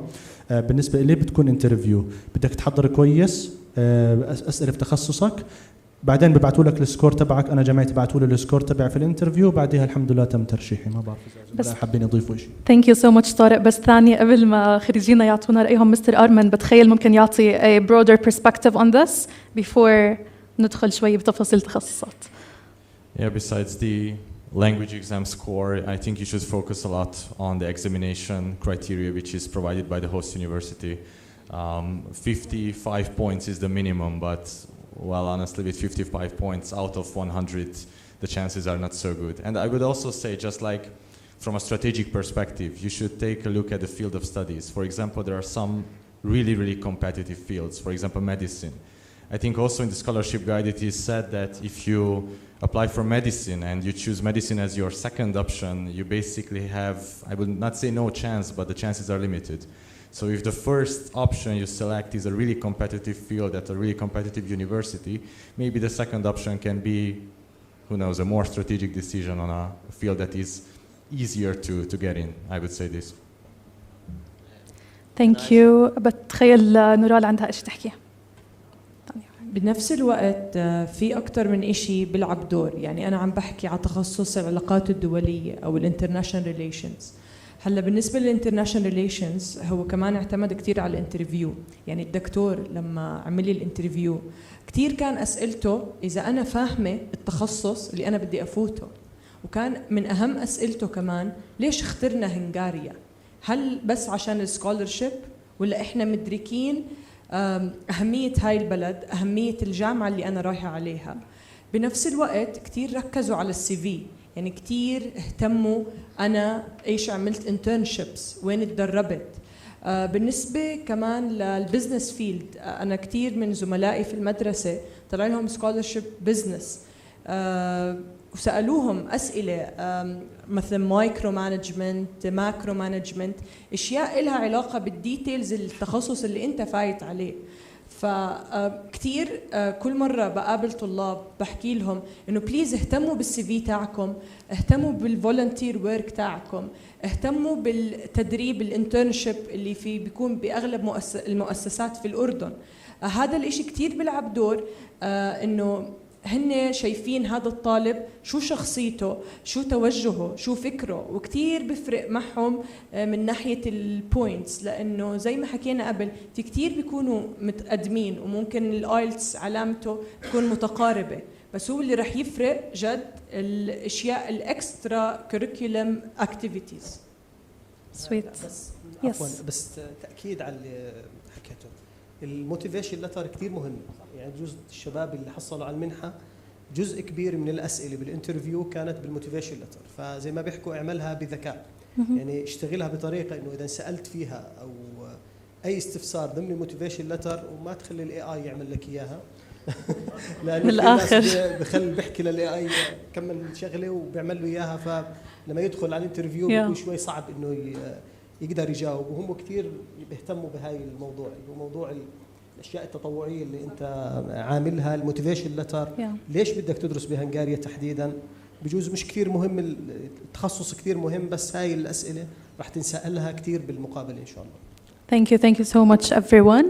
هلا عشان كثير حكينا موضوع الايلتس، وهلا ممكن بدكم تسالوا كيف بقدر اجيب على علامه. السيشن اللي بعد رح يعطينا يا احمد يحكي لنا tips and tactics on how to get the highest score we can. Moving to this, I have a question to Mr. Armel, please.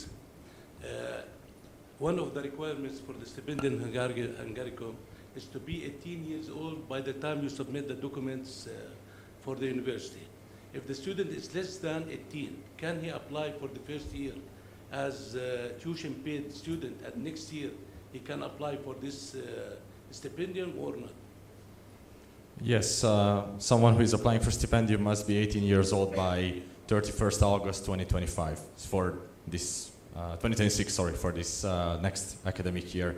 Yes, the person can become a tuition fee paying student and after that apply for Stipendium Hungaricum. That's a possibility, but there are two criteria. First, the host institution should recommend the student for the Stipendium Hungaricum scholarship, and second, academic performance, the average grades of the students must be higher than the average of that study program of the specific academic year where the person is studying.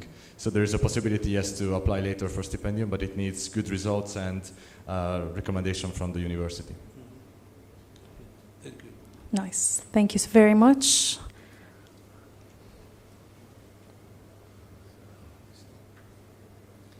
يعطيكم العافية. اسمي رافع مرعشليان. هسه سؤال، أنا كطالب 2008 ما بنعرف متى امتحاناتنا الوزاري، فامتحاناتنا الوزاري راح تفرق إنه نقدمها وإشي على الوزارة؟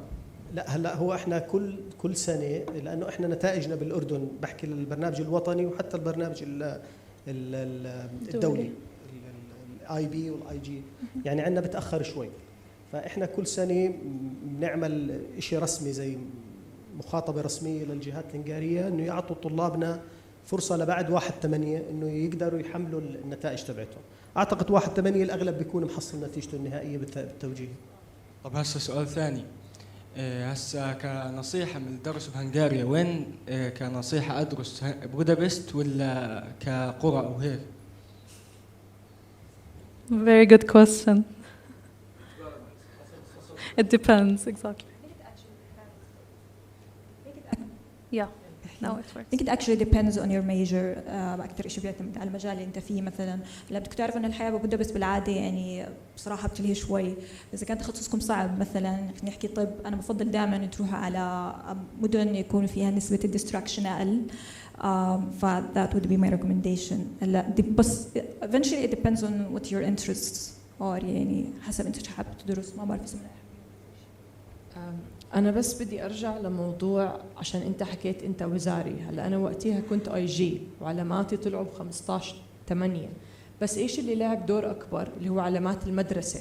يعني إحنا أغلب الطلاب سواء IG IB سات وطني بصير يحكوا عادي علامة المدرسة مش كتير مهمة، المهم مثلا التوجيهي أو آخر سنة، بس علامة الGPA تبعت المدرسة كتير بتفرق معهم. حتى واحدة من الأسئلة بيسألوك what do you expect like your results expectations بشهر 8، يعني هو بيسألك إيش بتتوقع علاماتك، لأنه في كتير ناس ما بيحلفوا من الحظ. يعني ممكن مثال بدي أحكي على IG أو على التوجيهي، ممكن ما بنجحوا أو ما بتزبط معهم، ما بيحلفوا من الحظ، بس هو بيسألك قبل عشان يعرف مدى شطارتك أكاديمياً. بالنسبة لاختيار التخصص، اختيار التخصص زي ما حكت زميلتي يعني بيعتمد على إيش هو التخصص، بس بنفس الوقت أنت بدك تعمل your own research. يعني بدك تفتح تشوف شو الجامعة، هاي الجامعة بإيش بتتميز، هاي الجامعة متى established. هذا الإشي كمان بفرق معك بالCV لما أنت بدك تيجي تقدم مثلا للماسترز أو على شغل.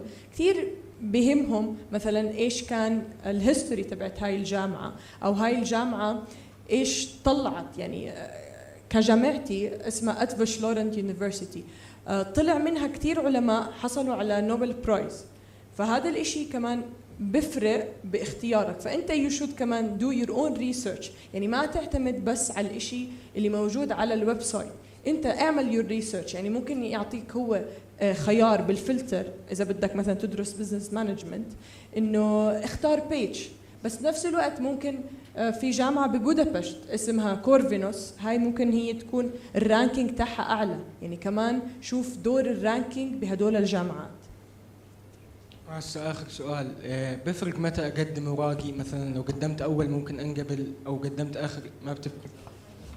يعطيك العافية. لا نهائيا، هذا السؤال اللي سألناه كثير، بقدم أول ما يفتح الابلكيشن أو آخر يوم ما بفرق. بس أنا دائما بحكي قدم بكير عشان تقدر تجمع الدوكيومنتس اللي بيطلبوها كلها، يعني وتسكر الابلكيشن بطريقة مرتبة وما تنعجق آخر كم من يوم. 100%. Thank you so much Mr. علي. Thank you a lot.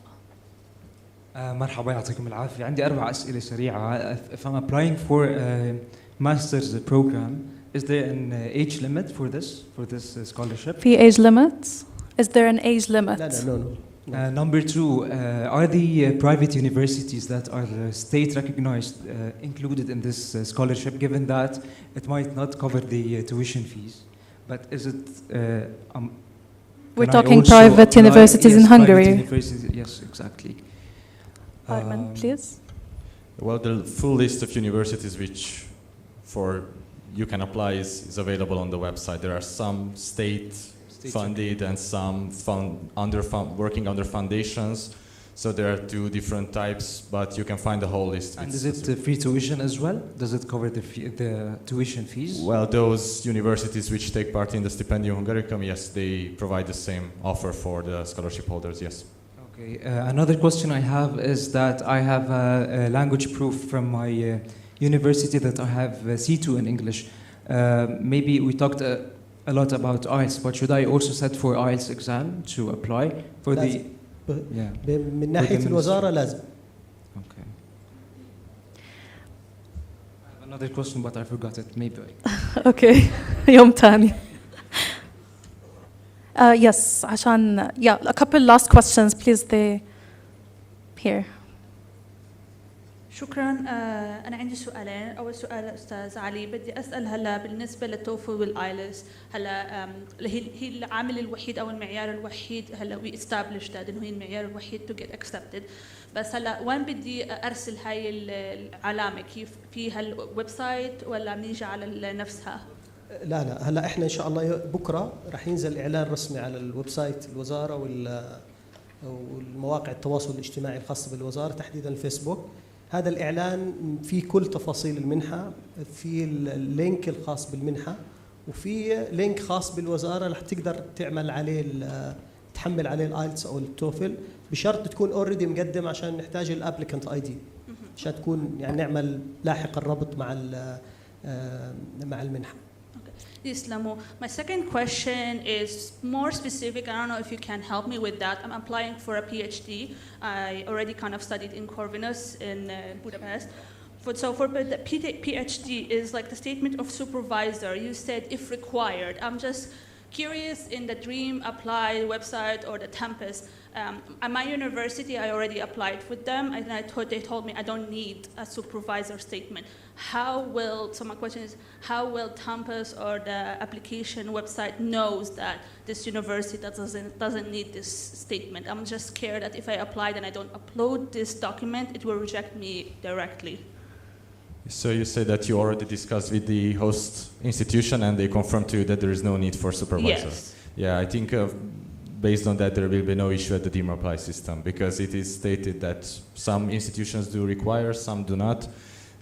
But if you can find like any place where you can make a brief comment to say that you are in touch with the host university, just to state it directly, that would be even better, but there should be no issue regarding that. Okay, so just apply a document just stating that. Okay, that's good. Thank you. Thank you very much. We'll take a question from this side. Yeah, please.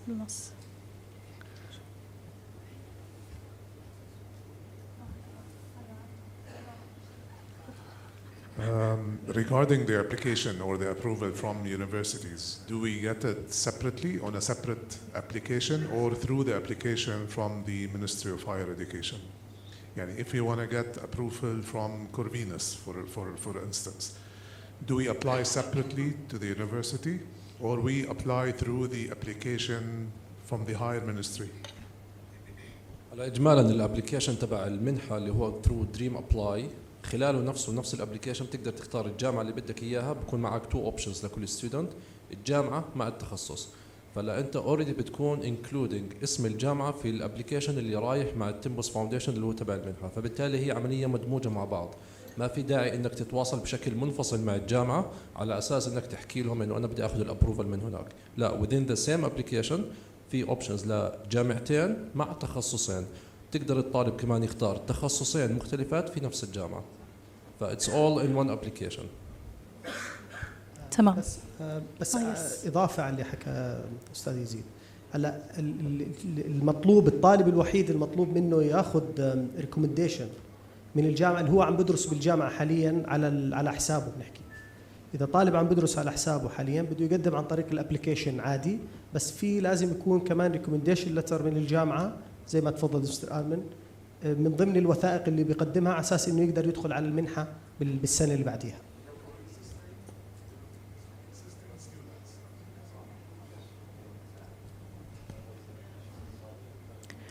Okay, we have another question. Thank you so much for this session. So I'm asking in the perspective of a college counselor. Last year I had 5 students going to Hungary, and one of the really common questions that we face is that Jordanian students who are studying abroad, like who are living in the GCC, would that affect the selection criteria by any chance? يعني if they live in, let's say, Qatar, Saudi Arabia, UAE, would that affect the... No? The same chance, okay. The same chance, yeah. The second question is regarding the main rule of the students who are applying, they have to be at least 18 years. So I believe there is a spring semester. So for the scholarship, is it only for the autumn semester? Can the students apply for the spring one? ولا لا? Arman. The scholarship can be applied once a year, so it's published yearly. It starts in autumn semester, so those who are not will not be 18 years old by 31st of August, they can apply for the next session, which is next autumn. Yeah, so the only solution is to go for self-funded for the first year, and then they can again apply for the scholarship. Thank you, that's it. Thank you very much. Do we have questions from this side? Yeah, Ahmed, please, the lady in green.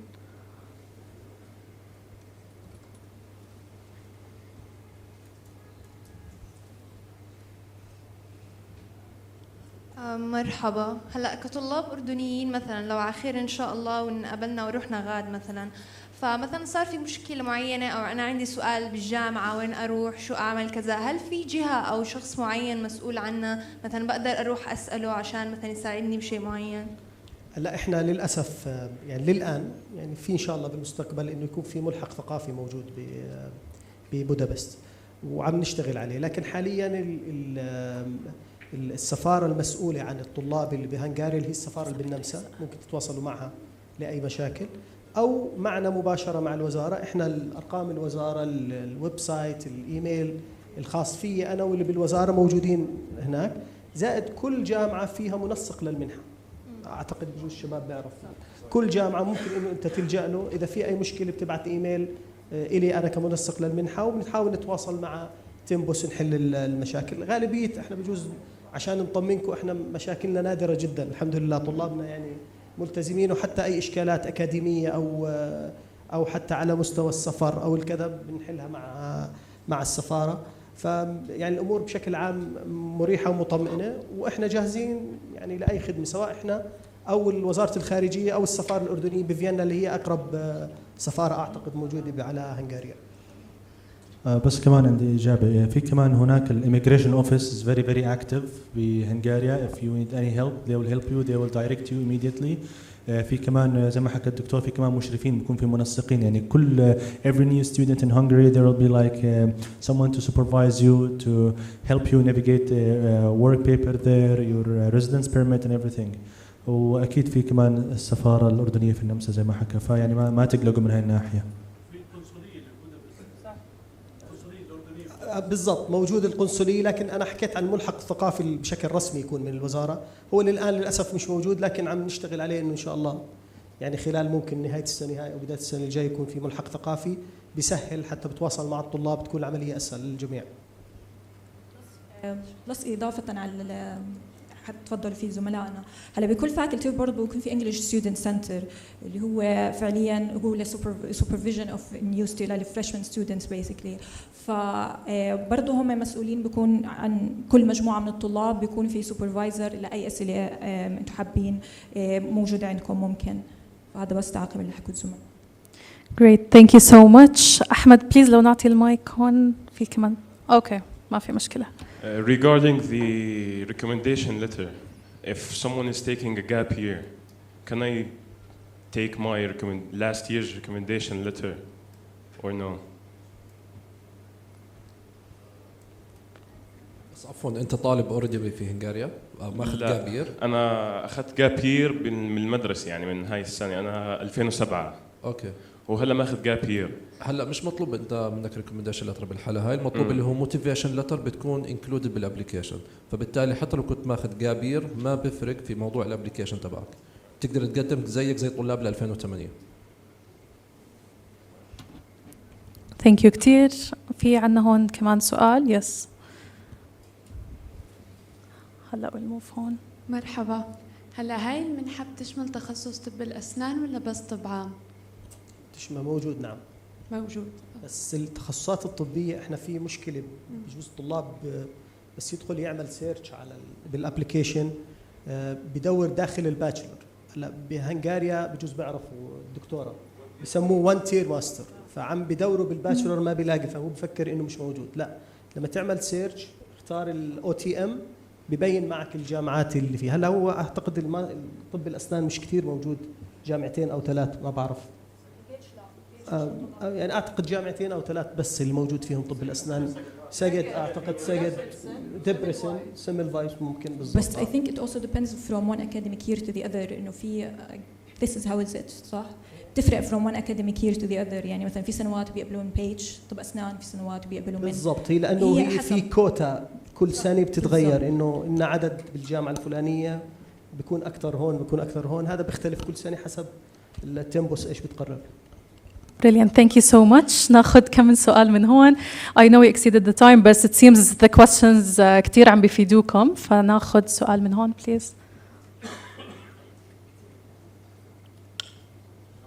Hello everyone. My name is Hala and I'm applying for my master's degree inshallah. My question is for the alumni. I want to know your personal experience with the application process. I feel like we talked about a lot about IELTS, the interview, all those steps, but we didn't really get into the application process. And I think it's something that stresses out most of us. So if you can tell us more about it, any tips that you personally benefited from, that would be really helpful. Thank you. خريجين. So regarding my case actually هلا بحالتي أنا صراحة كانت ال application process a bit different. أنا كان من السنوات الأولى اللي هي أول شيء كان لازم نطلع سنة تحضيرية، وبناء على العلامة هناك كانت قدمنا امتحان ECL، ما كان في IELTS لسه صراحة. we had to do an English exam called European Commission language test. بناء على العلامات هناك we were يعني مؤهلين زي ما نحكي إنه ناخذ امتحان الطبي، قدمناه هناك برضه، وحسب العلامة طبعا over 90 مثلا كان بتنقبل طب أو طب أسنان، over 80 pharmacy. فالapplication process now is different. This is how it was actually at my time at least. بس خلينا نحكي in sequence is the same. إنه أول إشي مثلا IELTS exam، بعدين في interview written exam، بعدين في oral exam. This is still ongoing, but the only difference is now online instead of in person. فما برسم حلا على شو عم بتقدمي؟ إيش تخصص؟ عشان clinical psychology. هلا أنا بدي أمشي التايم لاين تبعي بشكل سريع. أنا الابلكيشن was very nice, very friendly. والحلو انه يعني كل الجهات بتساعدك. يعني كنت مثلا انا اذا بدي استفسر عن اي شيء، اذا رنيت على السفاره الهنغاريه كانوا يجاوبوني على اسئلتي، اذا رنيت على التعليم العالي كانوا يجاوبوني مباشره. فات واز فيري فريندلي. بتذكر قدمت الابلكيشن تبعي باخر شهر 1، وبشهر 3 طلع الفيرست نومينيشن انه انا ابروفد. بشهر 4 كان الانترفيوز مع الجامعه والاكزامينيشن. بعدين خلص كان في بريك، وشهر 5 وشهر 6. بشهر 7 تقريبا ب 12/7 اجاني الابلكيشن الابروفل النهائي، الابروفل لتر تبعوني، وبديت بالبروسيس تبعت الفيزا ابلكيشن. وطبعا اخذت معي، هي بتاخذ قديش مستر يزيد الفيزا؟ من 14 يوم ل 60 يوم تقريبا، 4 to 8 weeks بتاخذ معك الفيزا. بعدين if you approved ان شاء الله. وبتذكر سافرنا يعني معظم الطلاب ب 30/8 ب 1/9 بهالفتره. يعني هيك كانت التايم لاين تبع الابلكيشن تبعي. يس. Everything was easy. يعني everything was easy, accessible, not demanding. يعني كل شيء موضح بالابلكيشن، كل شيء بدهم اياه بيطلبوا منك واضح. يعني تشيك ليست، زي ما حكوا في التشيك ليست موجود. يعني ما في شيء بصراحه بتوه، يعني كل شيء سهل.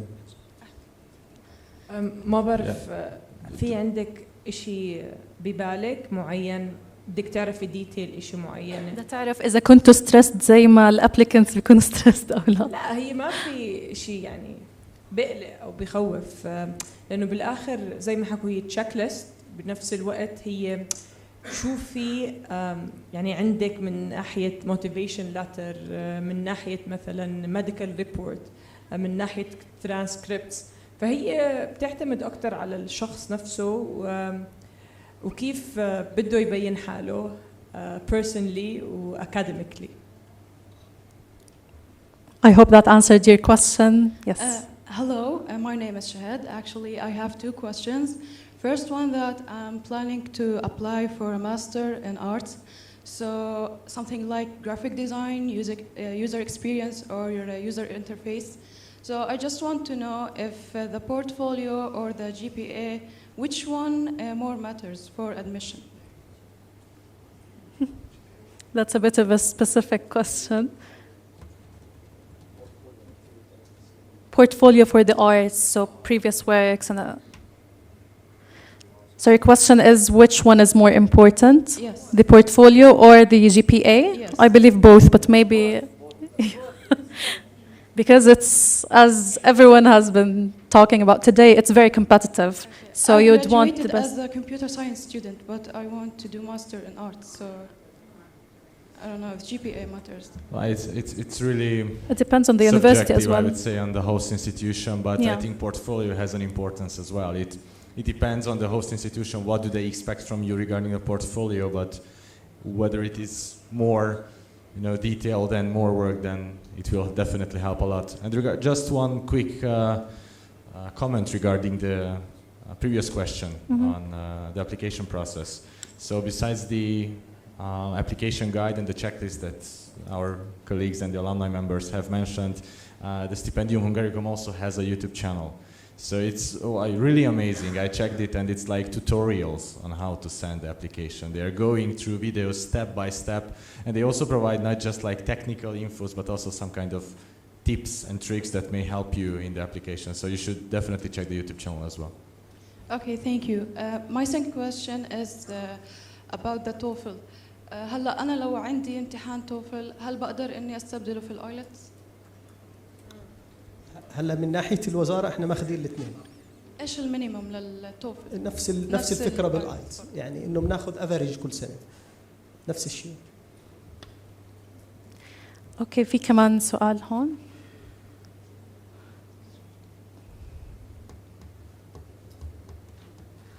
غلبك بالله. هسه أنا عندي حالتين.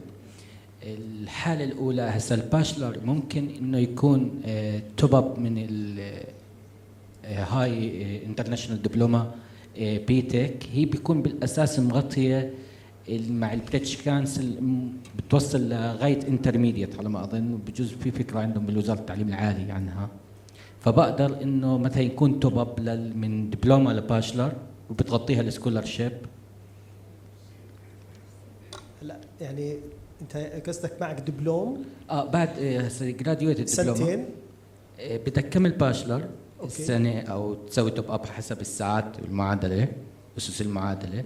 ما هو هاي بتصير بيجينا السؤال كثير. هلا هل الجامعات الهنغاريه بتعادل لك؟ هذا السؤال ما بعرف، بجوز الشباب بيعرفوه اكثر مني، انه اذا انت اصلا ماخذ سنوات بالدبلوم انترناشونال دبلوما. نعم. هلا هل الجامعات الهنغاريه انا بعرف ان في جزء بيعادل لك بعض المواد اذا كانت ضمن نفس الخطه، وفي جزء لا بياخذك ببلش معك بكالوريوس من كانه انت مش حسب الخطه يعني. بالضبط. سؤال ثاني بس بعد اذنك. في كمان شخص يعني دارس مايكروبيولوجي بالباشلر بجامعه البلقاء التطبيقيه، وكمان حاليا بقدم ماستر بالعلم الاورام مع الماشين ليرنينج، شيء زي هيك.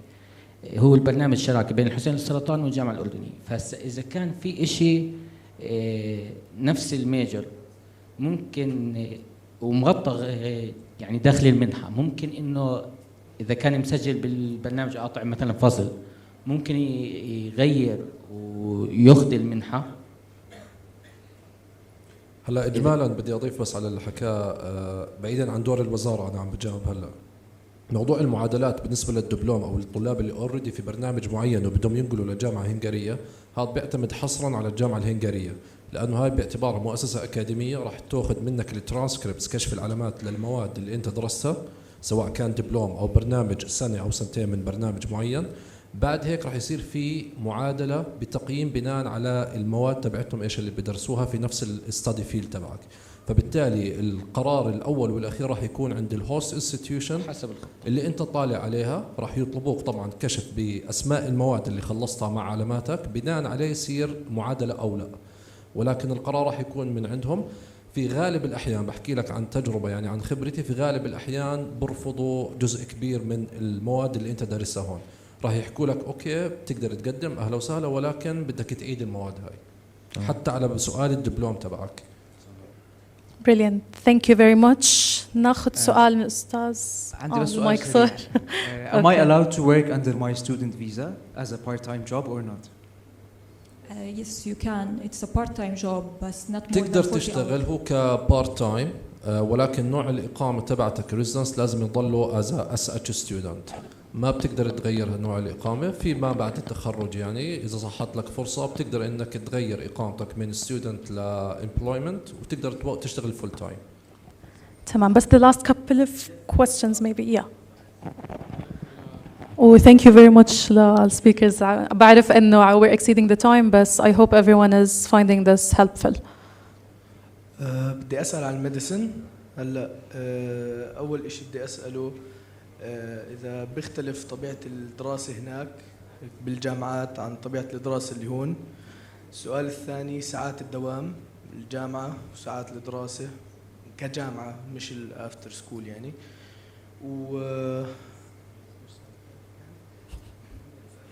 وكنت أسأل على البراكتيكال تريننج. اوكي هلا طبيعة الدراسة ما بتفرق، بس الامتحانات هي اللي بتفرق. يعني اغلب الامتحانات انا بعرف في الاردن هم written exams، بس بهنغاريا من اول سنه لاخر سنه 50 more than يعني حتى up to 70% الامتحانات رح يكونوا interviews. they're all oral. It depends from one semester to the other. Some semesters مثلا في عندك بس 3 exams هم written بس 7 exams are oral. من ناحية ساعات الدوام برضو بتفرق من سنة لسنة. أول سنة رح تكون the most expensive صراحة. هلا every semester أنت عارف لازم تكون حتى مسجل at least 30 credits. 30 ساعة كتير for every semester. so عشان هيك أغلبهم هدول رح يخلصوا بأول سنة، لأنه أغلبهم اللي بيكونوا elective و optional مثلا medical ethics whatsoever. فأول سنة للأسف يعني رح تضل دوام at least رح يكون عندك حصص 6 المساء 7 المساء. بس بعد هيك صراحة الدوام بصير كتير أخف. سنة ثانية ثالثة بعد هيك يمكن 12 2 بتكون مخلص دوام. It depends on the seminar طبعا of oral lecture. هلا lecture is mostly 45 minutes. The seminar is 1.5 hours. So but max after the second year you'll be home at around 2 p.m. هاي بالنسبة لساعات الدوام. إيش كان سؤالك كمان؟ إيش سألت؟ سوري أصل إيش؟ clinical training أصلا بعد سنة ثالثة.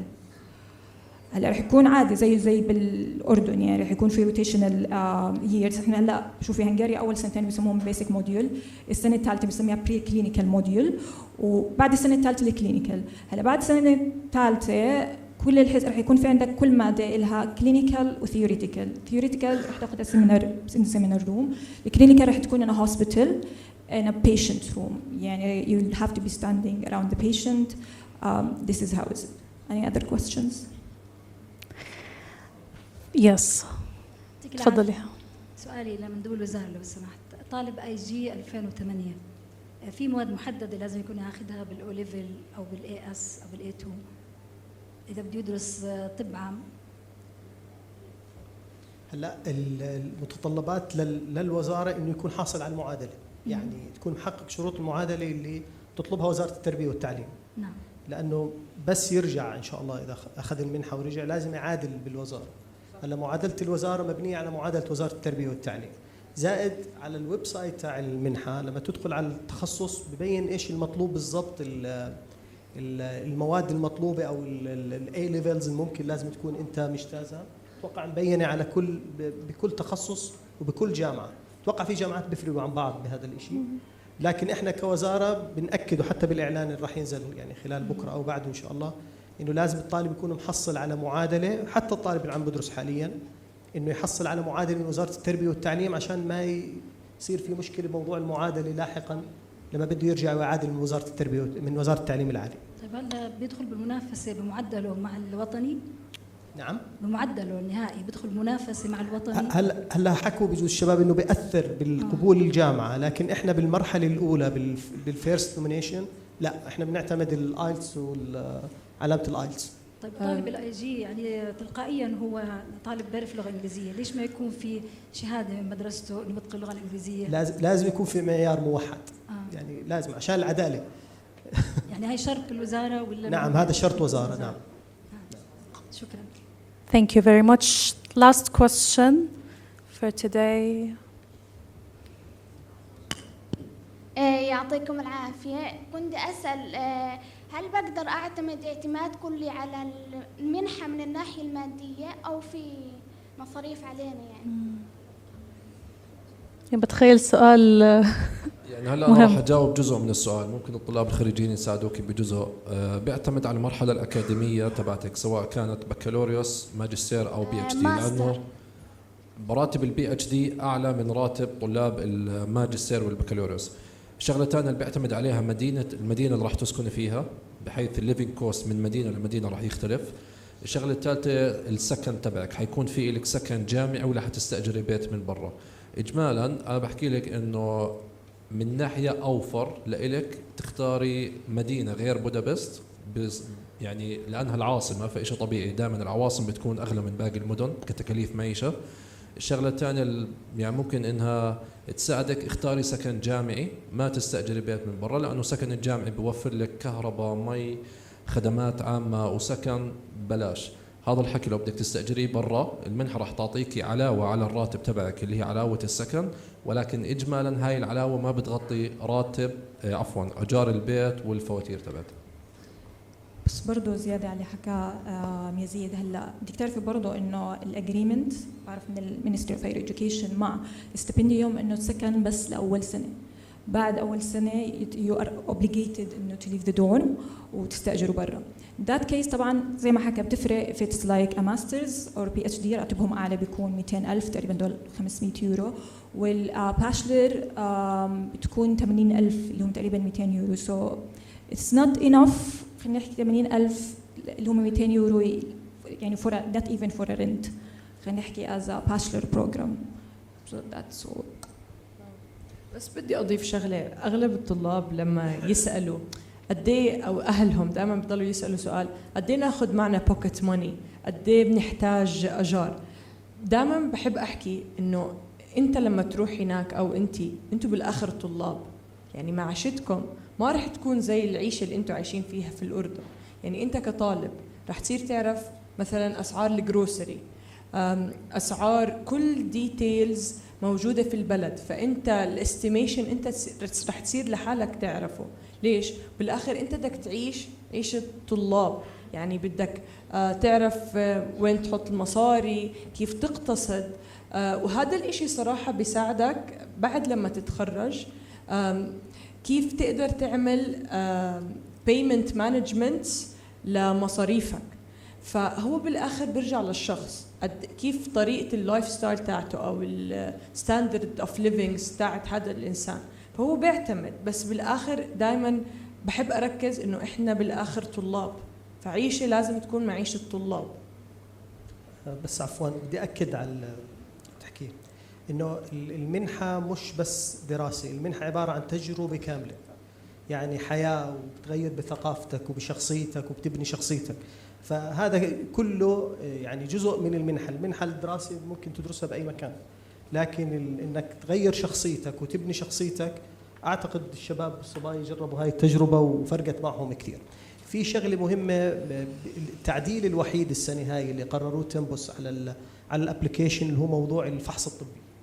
بعرفش إذا أنتم تبلغتوا فيه أو لا. هلا كان في مطلوب من كل الطلاب في فحص طبي إلزامي قبل شهر 15/4 إنه يكون أبلودد على الويب سايت. الآن المنحة الحمد لله بعد كثير ما إحنا تواصلنا، وأكيد في دول ثانية صارت معهم نفس الموضوع، صار يطلب من الطالب اللي بيحصل على المنحة بس، مش أي طالب يترشح بالفيرست نومينيشن بالضبط. فصار بس من الطالب اللي بس يبعثوا لك إنه أنت حصلت المنحة، لازم لما توصل الهنغارية يكون معك الفحوصات الطبية اللي هم راح يبلغوك فيها في حينه. فهاي سهلت شوي الإجراءات على الطلاب، لأنه كانوا يتغلبوا فيها فحوصات طبية، وين نعملها، متى نعملها، والمواعيد هاي بس. Thank you. I know I said the last question, but I feel bad. The last is last. I have a question for the doctor. So, what were your two choices for university? What was your first choice and second choice? Your first and second choice for universities of medicine? Actually, I only had one choice, which was general medicine, but it depends actually on my exam. No, like the choices for university. Like which universities did you apply for, first and second? I told you it was a totally different process. يعني علي البدور هو بيعرف هاي الإجراء صراحة. إحنا كنا تحضيري، أنا طلعت أساس إنه طب، وكان لازم أنجح الامتحان هناك، وبناء على علامة بنقبل أو لا. هلا البروسيس ديفرنت، يزيد ممكن يجاوبك عليها. هلا هو حاليا البروسيس اللي طلعت عليها دكتورة بشرى كانت بال 2017، فتم تعديلها كل سنة عن سنة بتتعدل. فعلى وقتها ما كان في موضوع إنه أختار خيارين بجامعتين، ولكن هلا هو موجود حاليا. فعلى وقتها كان فقط بروسيس مختلف تماما. So I have another question for the doctor. After finishing your 6-year program, what path did you take? What path did you take? You're talking specialization, right? Actually, what you should know from graduating from Hungary, إنه أنت بتتخرج بماستر degree. After that, you're free to do whatever. مثلا, some of my colleagues actually what they did is that they applied for a PhD right away, which saves a lot of time. يعني أنت خلال كمان 4 سنين you're a PhD and an MD holder. But also depends on your preferences. Some actually go study or work abroad in UK, in Germany, and also in the US. بس highly recommended إنه to stay in Europe لأنه as a European degree it's much easier. For example إذا بدك تقدم على بريطانيا هلا you don't need to do the PLAB تعرف البلاب هلا you're exempted from this. إذا بدك تقدم على بريطانيا بمجلس الطب البريطاني الايلتس is enough تسجل بمجلس الطبي that's it. ما في امتحانات ما في شيء. نفس الشيء بألمانيا الخريجين مش من الجامعات الأوروبية بيضطروا يعملوا امتحان معرفة طبي. احنا برضه هذا معفيين منه الحمد لله لأنه بس 3 فرص وبعديها بتسكر ألمانيا بوجهك. هلا خريجي الجامعات الأوروبية أنت بس تقدر تمتحن امتحان طبي ألماني و that's it. يعني بعديها أنت you're licensed in Germany and that's it. يعني بتقدر تلاقي شغل بسهولة. if you want to study in Hungary, Europe is the easiest choice صراحة. يعني let's say it shortens a lot of options or a lot of exams. Okay, thank you. Brilliant. Thank you very much, everyone. مش قادرة. One really last question. خلص جد. مساء الخير ويعطيكم العافية. بدي أسأل هلا أنتوا you've previously mentioned that we can double major بالجامعة. We can do a double major. هلا بدي أسأل can we do يعني ال scholarship تشمل برضه a major and a minor ولا بس a double major لأنه في جامعات بيعملوا a major and a minor. Thank you. بس عفوا ايش اللي كان مقصود فيها الدبل ميجر؟ ايش قصدتي فيها الدبل ميجر؟ ما فهمت السؤال. انتوا حكيتوا انه بالجامعة نقدر نعمل a double major يعني بناخذ ديجري واحدة بس تشمل 2 major. لا اوكي هلا احنا في الابلكيشن لما تفتحي تقدمي على الابلكيشن تبع السكولرشيب بيعطيكي 2 اوبشنز ما راح تدرسي الاثنين مع بعض at the same time. هو لا الفكره راح تكون البرايورتي للفيرست اوبشن بالجامعه بالتخصص في حال انه ما وافقك الحظ وترشحتي للمنحه بروحوا للاوبشن الثاني. فهي بالتالي باعتبار فرصتين لإلك في سنه واحده. يعني هلا راح تفتحي الابلكيشن تختاري اول جامعه مع اول تخصص. سكند اوبشن لإلك راح يكون ممكن نفس الجامعه او جامعه مختلفه مع تخصص ثاني. في حال ما تم الترشح لإلك في الخيار الاول تبعك راح ممكن انك تترشحي على الخيار الثاني. تمام؟ Great. نعم نفس السنة نعم لأنه في مرحلة النومينيشن الأولي في حال إنه كانت الجامعة الأولى ما تم الترشح لإلك سواء الجامعة نفسها ما قبلتك بناء على الامتحانات أو الإكزامز أو كان الموضوع في منافسة كبيرة على التخصصات مباشرة راح يروحوا للخيار الثاني اللي أنت اخترتيه في الابليكيشن. فبالتالي ما حتخسري أي سنة يعني أنت معك فرصتين. Brilliant. Thank you so much. Our guest speakers, everyone who made today possible, Ministry of Higher Education, Embassy of Hungary in Jordan, Rich Council, Shoman Foundation, and our brilliant alumni, of course. Thank you so much to all of you here, our attendees, for being here, for sticking here with us. For every student here, I hope that today gave you motivation to apply for the scholarship and go seek new horizons. Don't forget, after the break, we'll be hosting a very special tips and tactics for getting the highest score you can for IELTS here after the break. And I'd love to invite you all to stay with us for that session. Thank you once more, and we wish you all the very best in your journey ahead.